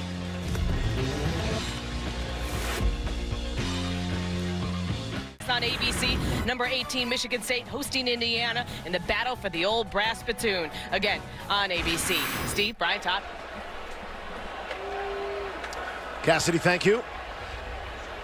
That's the beauty of getting the early game, the early start. You get to enjoy all the afternoon and night action. Love it. We got that holding call on Cade Brewer, the tight end. He was blocking on the weak side. He's a true freshman. And that was the reason why that hole opened up so big for Warren. Nullified a 16-yard gain. 7th penalty of the day against Texas. Again, zip on for the Cowboys.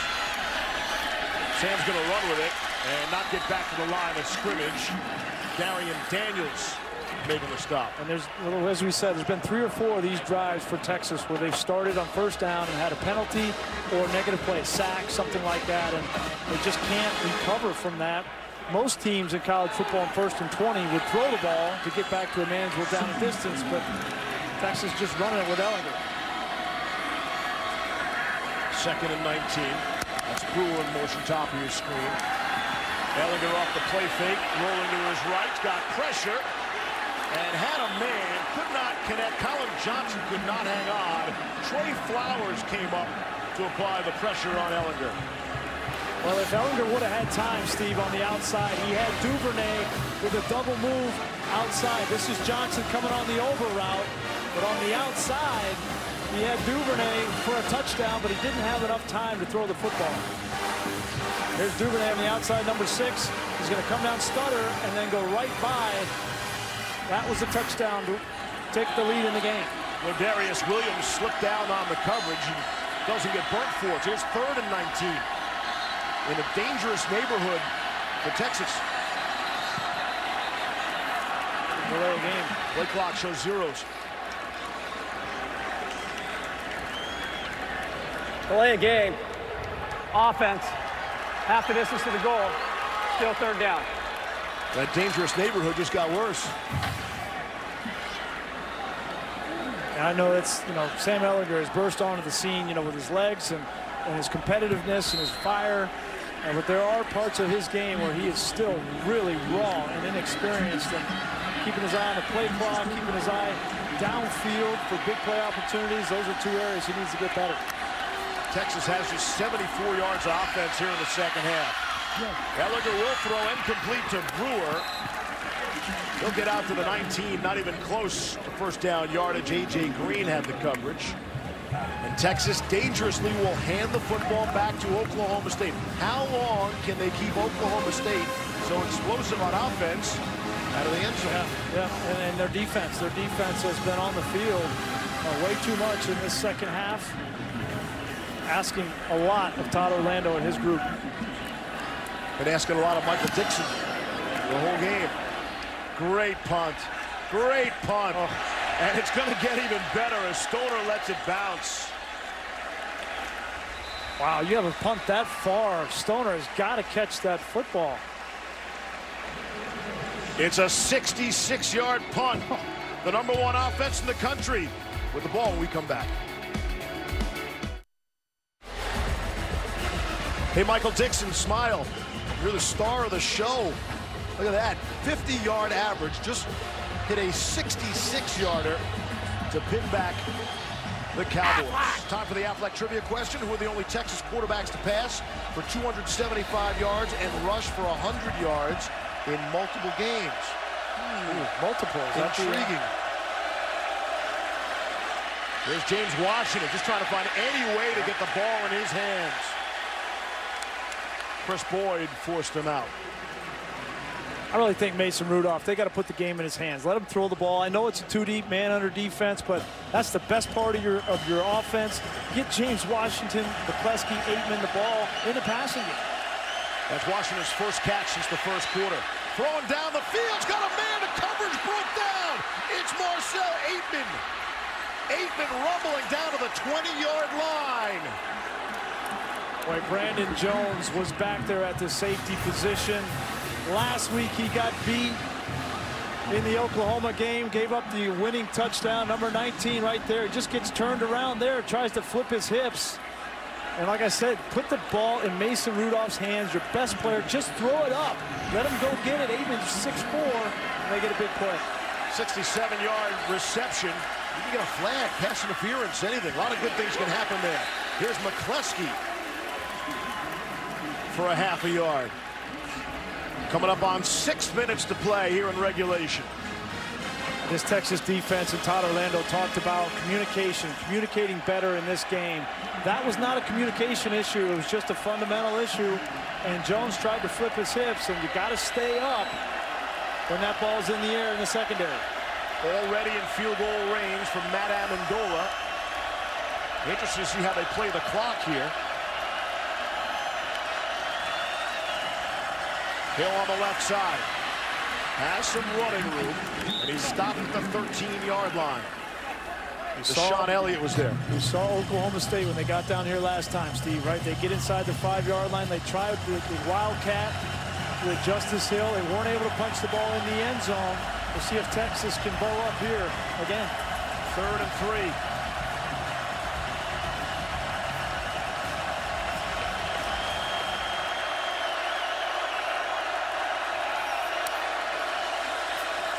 Rudolph going to keep it, and he won't get there. I think he's 2 yards short of the first down. Malik Jefferson wasn't buying it. He wants to go for it, of course. Kick the field goal. You got to kick. Texas has done nothing offensively. Points are at a premium, and that's the right decision by Mike Gundy to kick the field goal. And I asked Gundy before the game, I said, how far are you comfortable with your kicker? He said, he can kick 57. He goes, I'm just worried about the 20, 30-yard ones. Oh, jeez. Here's Amendola from 29 yards away. Try to give the Cowboys the lead. 2 to snap it. They get it down. That field goal is on the way and is no good. Amendola misses from 22. Wow.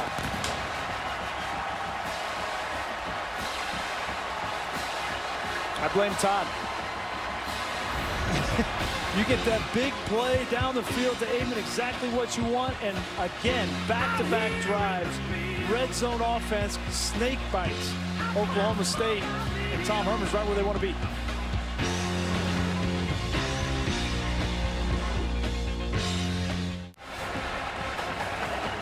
Affleck trivia question. Who are the only Texas quarterbacks to pass for 275 yards and rush for 100 yards in multiple games? Well, Sam Ehlinger's on the list now, and his 2 favorite Longhorns growing up, they're the other 2, Vince Young and Colt McCoy.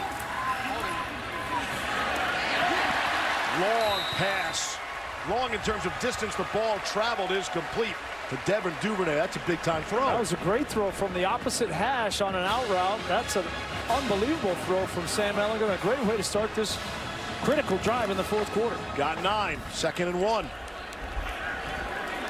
They got to stay ahead of the chains in this drive. No penalties, no negative yardage plays. That's been the key when they've moved the ball. Ehlinger will hand it off to Chris Warren. So that's not staying ahead of the chains. That's a big loss. Darian Daniels comes in. Daniels had a fine game as well. It's hard to call plays when you can't run the ball between the tackles. And Tom Herman knows it's a little bit of smoke and mirrors for Texas on the offensive side so far this year, but they need to find something. This game is here for the taking for the Longhorns.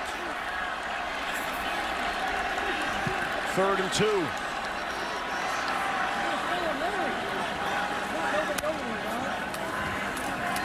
Ehlinger to throw for it, and it was dropped.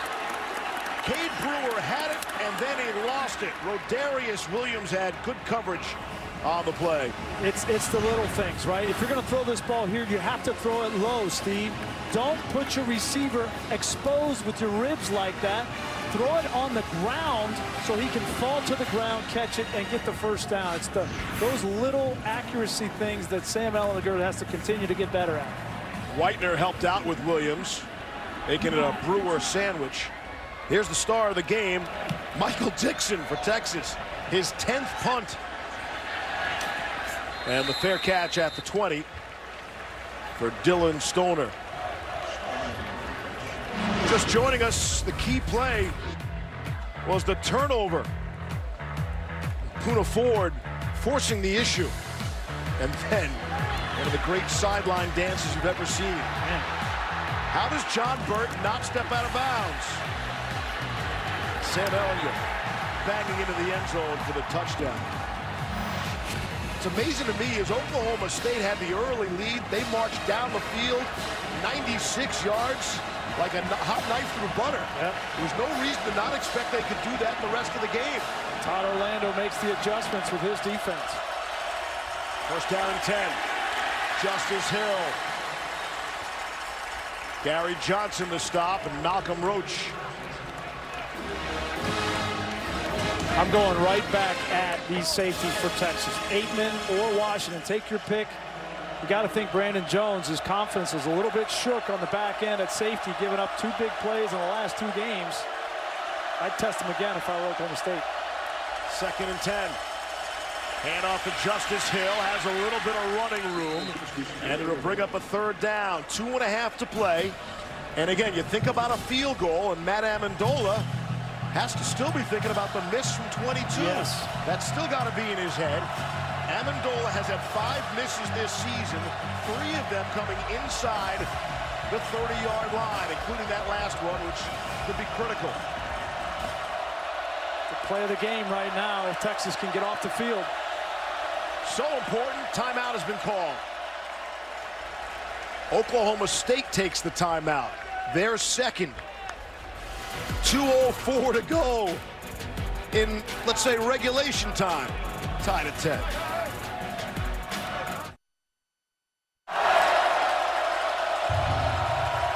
Back for third down and 4 out of the Oklahoma State timeout. We'll see what they come up with trying to stay on the field in a 10-10 game here in Austin. 2:04 to play in the 4th quarter.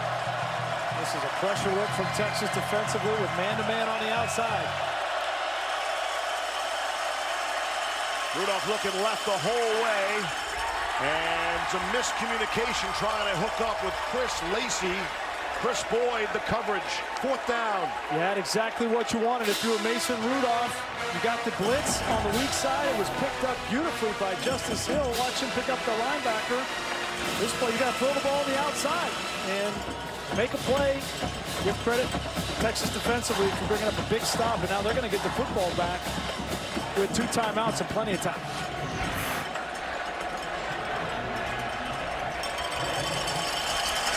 Just the third 3 and out for the Cowboys. It's a low punt that will take an Oklahoma State bounce.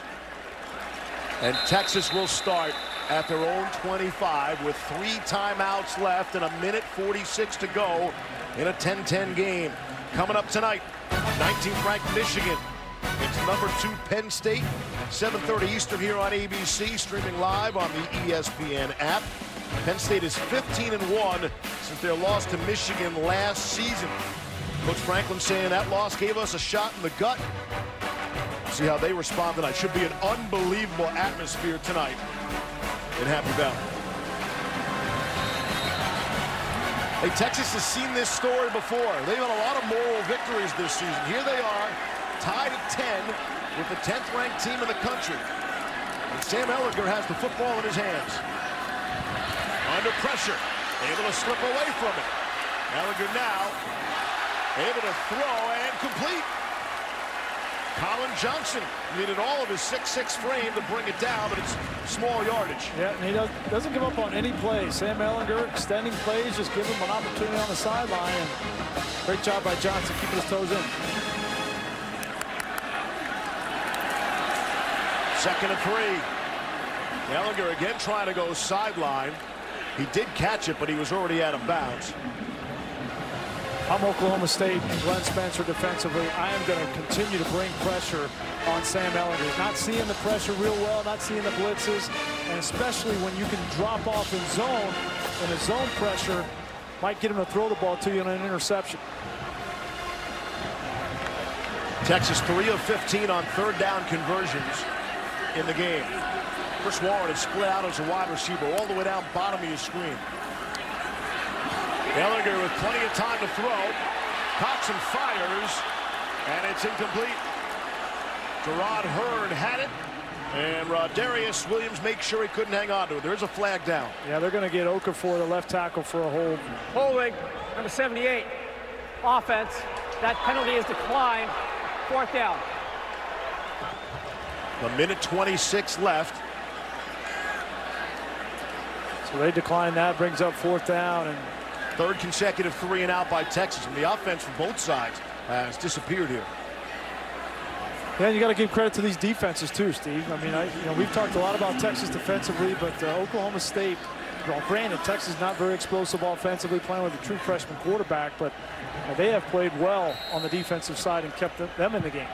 Welcome to the Michael Dixon Show. What happened there? Some hesitation. Inadvertent whistle. Yeah, I thought I heard a whistle too. On a bounce, Dylan Stoner is dropped at the 7-yard line. Cassidy Hubbard, what say you after a 63-yard punt? Well, Steve, putting a cap on Louisville and Florida State Cardinals with a 34-yard field goal attempt, and Blanton Creaky gets to go. Louisville wins 31-28, and Florida State falls to 2-4 on the season. Steve, Brian, Todd, back to you guys. All right, Cass, good finish there. Coming up on a thrilling ending here. Mike Gundy was hot. Let's listen to see if there's a whistle. Absolutely, there was a whistle, and everybody stopped playing. And Mike Gundy has a point. He's hot over there because that ball gets down on the ground. Now it's on their 7-yard line. And that play should have been replayed with an inadvertent whistle. Dixon hesitated as well. I mean, of course, even when he lets it go, it turns out to be a great punt. Mason Rudolph with a lot of time throwing down the field. Sideline intercepted or not. Knocked away. Brandon Jones very nearly with the play of the game on the coverage of James Washington. Oh, you feel for Brandon Jones. He gives up the big play to Aitman. You just got to continue to focus on that ball. You can't worry about getting hit or running into somebody. Give up your body, catch the ball, and then that could have been the game winner right there. You can attempt a field goal right away. Great shot at Tom Herman in the background. His immediate reaction. A big-time force for Mason Rudolph. You got to be smart in this situation. Minute 7 left. On the ground at Justice Hill. Hill will get out of bounds, but he has first down yardage and gives him some breathing room. The clock stopped with 59 seconds left here in the fourth. A gain of 14. Again, Texas has all 3 timeouts remaining. And the clock management will be interesting. And Matt Amendola, just joining us, just missed from 22 yards away.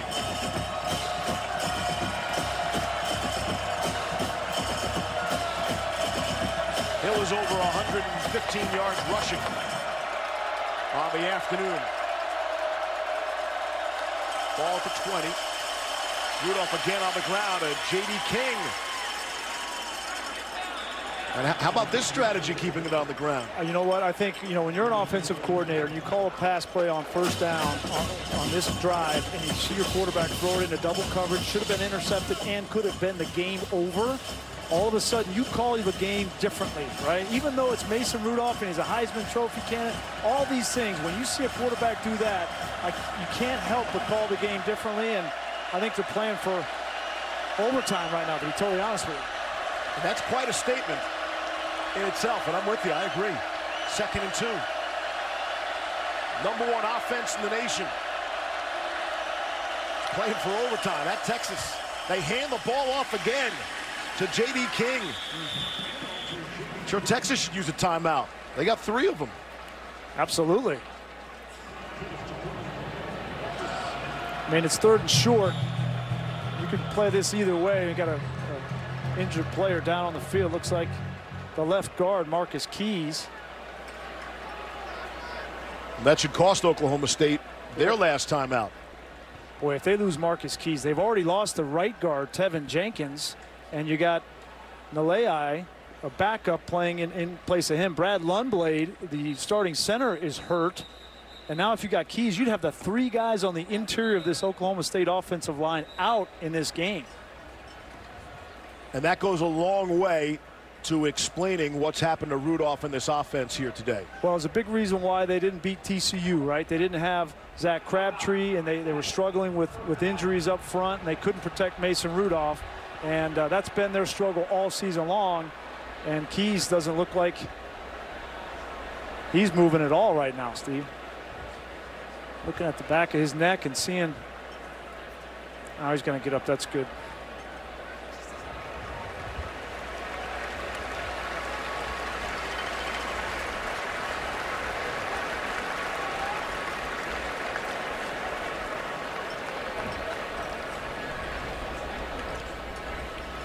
So now you got 3rd and 1 here. You think if Texas is able to stop them, as you see Deontay Noel. Grace, Texas, we just double-checked. Texas called a timeout there with the injured Oklahoma State player on the field. Wouldn't think you'd need to use that, but with 36 seconds left, I don't know how many timeouts you can use.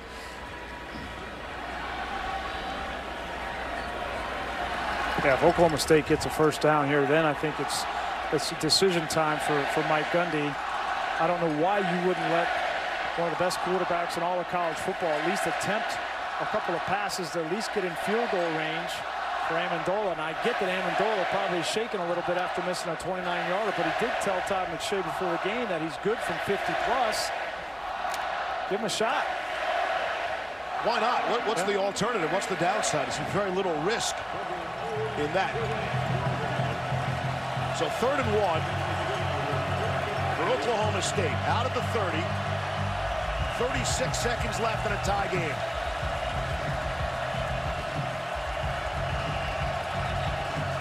This is where I might take a shot if I'm Oklahoma State. I was just going to say. You're going to get favorable coverage man-to-man on the outside. Right now you got James Washington matched up one-on-one with Holden Hill. I completely agree. You only have 30 yards to get to that range at the 40-yard line.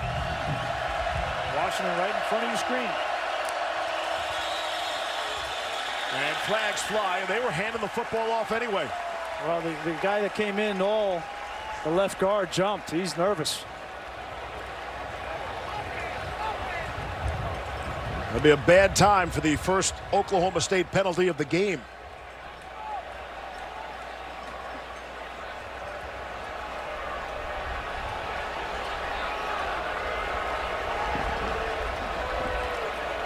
Todd, if I were them on the sideline, Oklahoma State start, might be talking about that right now. Offense, 5-yard penalty, still 3rd down. We're talking about why don't we take a shot here? If we're going to get man-to-man on the outside, whether it's Aitman or whether it's Washington, our 2 best players on our team, why not take a shot against a favorable matchup on the outside man-to-man? You got a 6'4" receiver in Aitman and a guy in Washington who's great at the jump ball.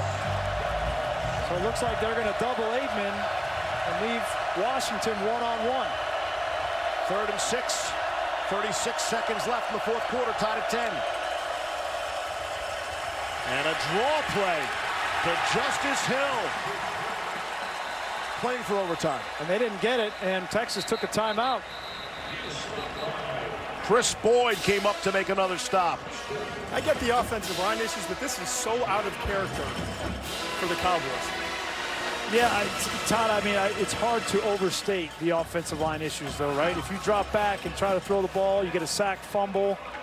But I agree, it's a very conservative approach.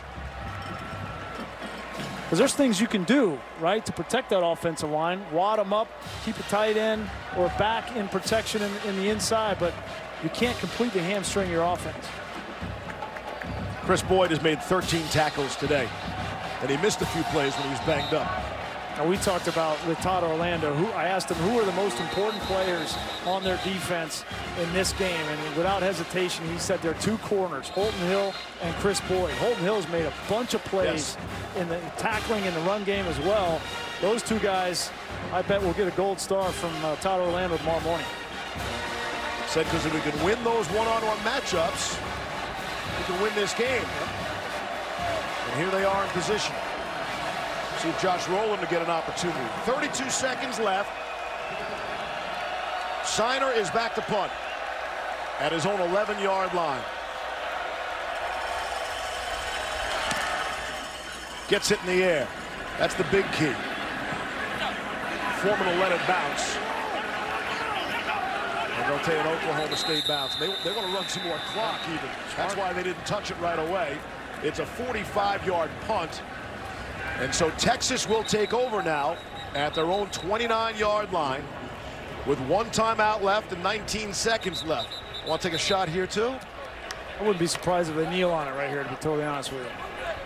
Well, that strategy is much more understandable than the way Oklahoma State has played this. Well, and right now, I have more confidence in Texas's red zone offense with the feet of Sam Ehlinger than I do with Oklahoma State's offense, believe it or not, because it's a downfield passing offense and not a slam in their run offense. Interesting play call here. Ellinger not going to kneel on anything, going to throw it down the field, incomplete. No, they're going to say he was out of bounds. Going to say little Jordan Humphrey was out of bounds when he made the catch. 13 seconds left. You can see Ellinger, he is not comfortable in the pocket. He drops back maybe 2 steps. That looked like it might be a complete pass. Oh, they changed it. Little Jordan Humphrey. Short of the line to gain. Yeah, he got that left foot down. So that, I don't think they looked at it. They just changed their mind. They just changed their mind. On the field is a completed catch. The previous play is under further review. Keith Garmond is the line judge.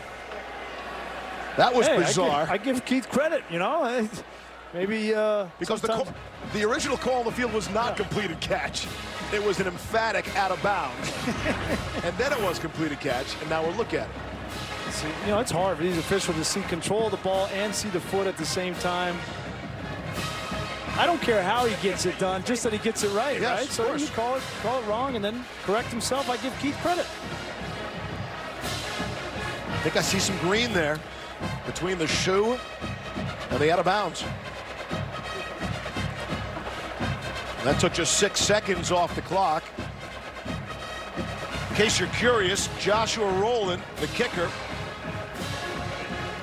his career long is 44. So they've got some yardage to go. Yeah.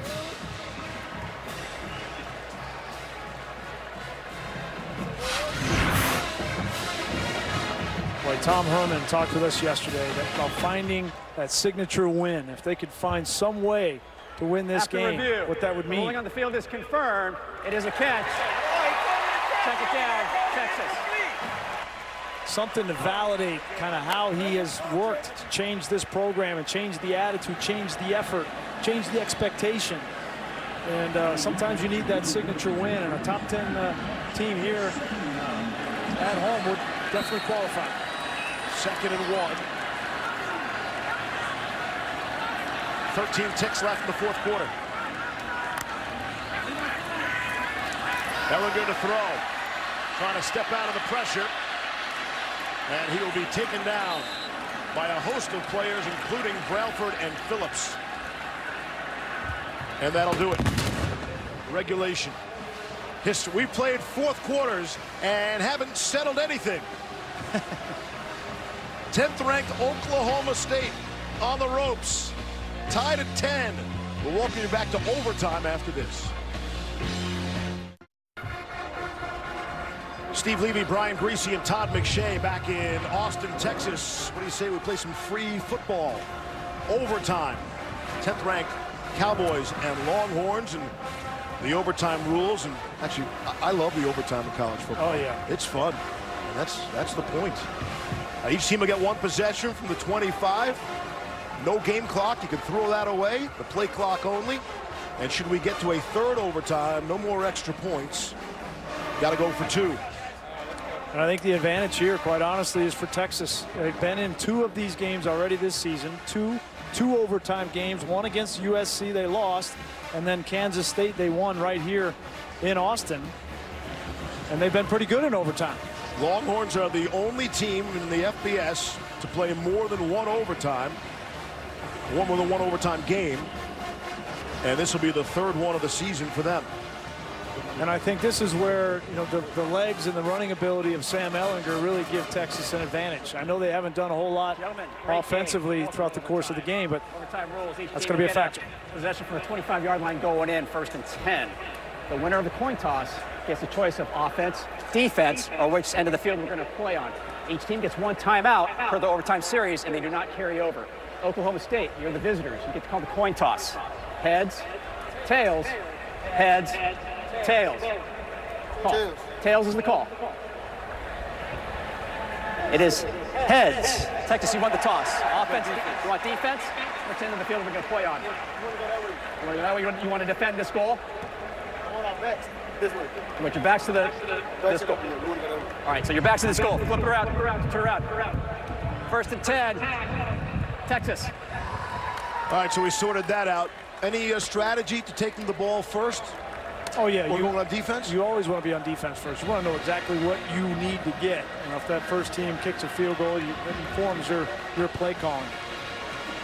But I've also, you talked about Ellinger and his legs and why that's an advantage for Texas. I also think Texas's defense has been more stout in the red zone in this game in particular, and that's been led up front by Poona Ford and Malcolm Roach. So, I mean, the big storylines here, this could be the Texas signature win they've been looking for. A game coach Herman told us they weren't expected to win, and it would break the pattern of these moral victories.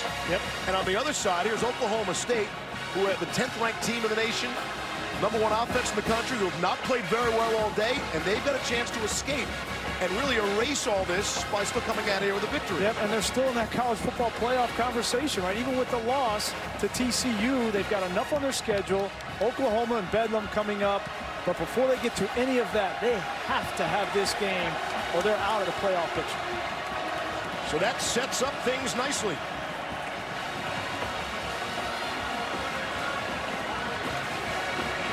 Mason Rudolph, top-ranked passer in the country, with a top-ranked running back and top-ranked wide receiver in the Big 12 Conference. Rudolph with time underneath to Jalen McCleskey, and he falls forward. Going to bring up a second down and short. And if I'm Mason Rudolph, I'm Mike Zurchik, the offensive coordinator, I'm thinking about taking some shots to the end zone here because I know my offense hasn't been real good inside the 5. I'm much better when I have space for my speed wide receivers to run. So be aggressive here. Take a shot to the end zone. 2nd and 2. They put it on the ground, and Justice Haley is wrapped up by Malik Jefferson. 5th tackle. And Brian, if they continue to leave McCleskey, #1, the slot receiver, with some cushion, yeah, that would be the direction I would go. He's done a great job over the middle of the field throughout the entire game. 3rd and 1.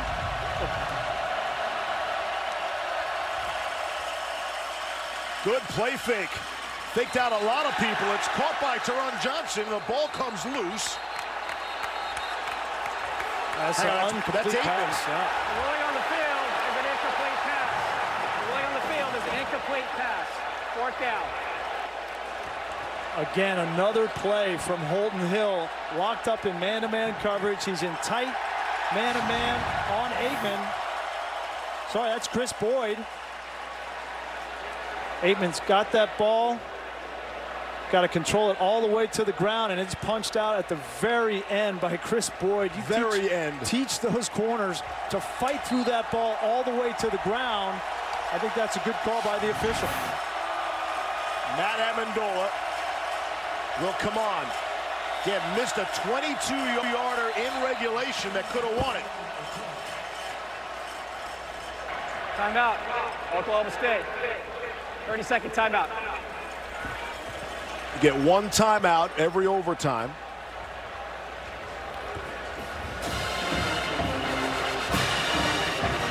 What's going through Amendola's head right now, standing on that field. This is the last time he was out from 29, and he just pushed it to the right. And it's interesting that it wasn't Tom Herman that called that timeout. That was his own coach, Mike Gundy. Again, Amendola has 5 misses this season, 3 of them from inside the 30-yard line.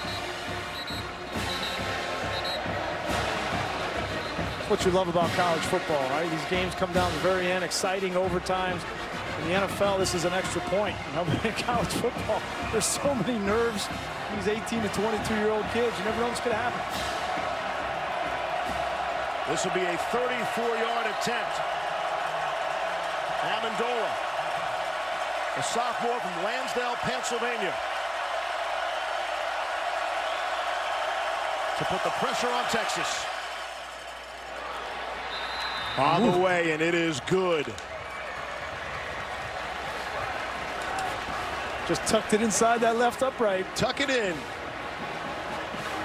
Pressure kick. Yeah, give him credit. I mean, that is not easy to do.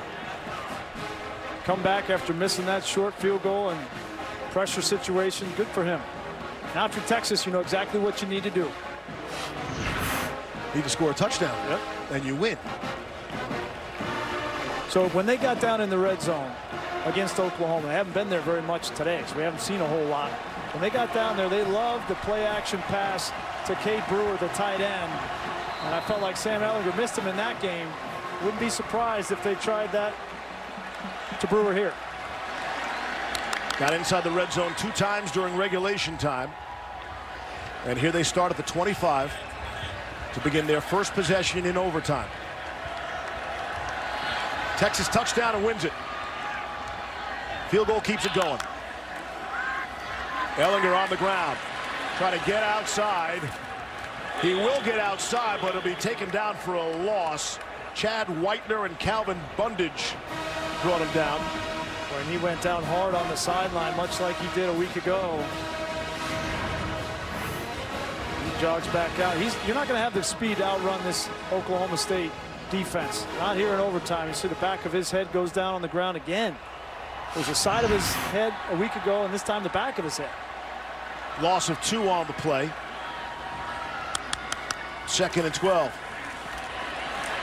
Ehlinger to throw for the end zone, and it is not the way. The flag comes in. Lorenzo Joe, the intended target, and A.J. Green on the coverage. Love that play call from Tim Beck. Take a shot against man-to-man. Pass interference, number 4, defense, 15-yard penalty from the previous spot, automatic. First down. A.J. Green's there. He's playing the ball. He does a great job of playing the football. I think that call was before he went up for that. Had his hand on the back of Joe. See if you can see it from this side.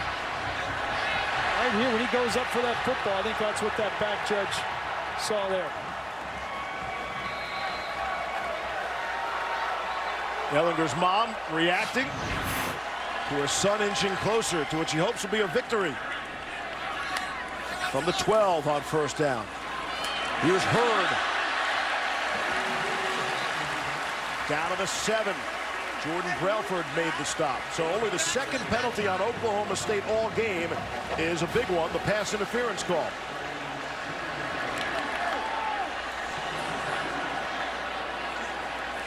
And that's the first carry for Hurd in this ball game. Now you see him come back into the backfield again. The check from the sideline and Tim Beck.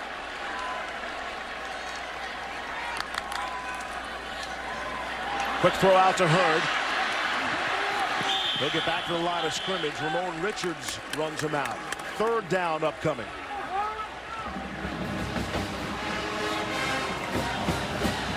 We are in overtime in Austin, Texas. 10th ranked Oklahoma State got the field goal in their possession. And this is Texas's first try.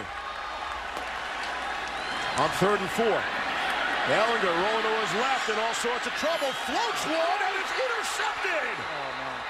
Intercepted. Ramon Richards, the pick, and that's your ball game. Texas loses another heartbreaker, and Oklahoma State escapes.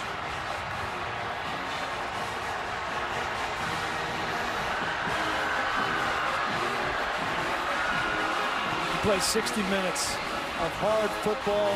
Texas laid their heart on the line. Sam Ehlinger laid his heart on the line. You get into overtime, the play's not there, and Sam Ehlinger, as a true freshman, hasn't been in that situation to just throw the ball away, kick the field goal, and go to 2 OTs. And you're going to see this play never had a chance. They're trying to run a little pick route on the outside, throw it into the stands, and he just gives the game up right there. That's a tough way to learn a lesson if you're Sam Ehlinger. Grease, that is Texas's only turnover of the game. Ramon Richards on the pick, the easiest decision he'll ever have to make. Guy who considered Harvard and Yale. Impressed they considered him. And Richards makes the smart play there. And the reaction from Ehlinger's mom. Down to the field, here's Todd McShay. Wow. Coach, so many offensive line issues you had to overcome today with the injuries. How difficult was it for you as a play caller? Well, I give a lot of credit to Texas. They played a hell of a game, and we had a few issues here and there. I'm just proud of our team, the way that we just continued to fight. And we had our backs against the wall there in the end, but they just keep fighting. They're great young men. We do things the right way. They buy in, and that's what happens. But I'll say this, that was a hell of a football game, but we just made too many mistakes on offense and special teams. We've really got to improve. Their punter about won the game for them. The defense played so well today. How much confidence does it give that group to know that you can win in this style of game? Well, no, there's no question it's the best game our defense has played by far. So proud of them, and Glenn Spencer and the staff, and played their heart out. They're a physical team. They can be physical on the perimeter and running the ball. Quarterback's a good player, but I tell you, our guys played their butt off and made a play in the end. You know, sometimes that's what you got to do when you're on the road, find a way to overcome mistakes. Congratulations, Coach. Thank you. Back to you, Steve. Todd, thank you. Oklahoma State next up at West Virginia. That'll be a tough test. It's an overtime thriller here in Austin, 13-10. We'll send you to East Lansing, where the Hoosiers are taking on the Spartans of Michigan State. Brian Greasy, Todd McShay. I'm Steve Levy. That action coming up after these messages.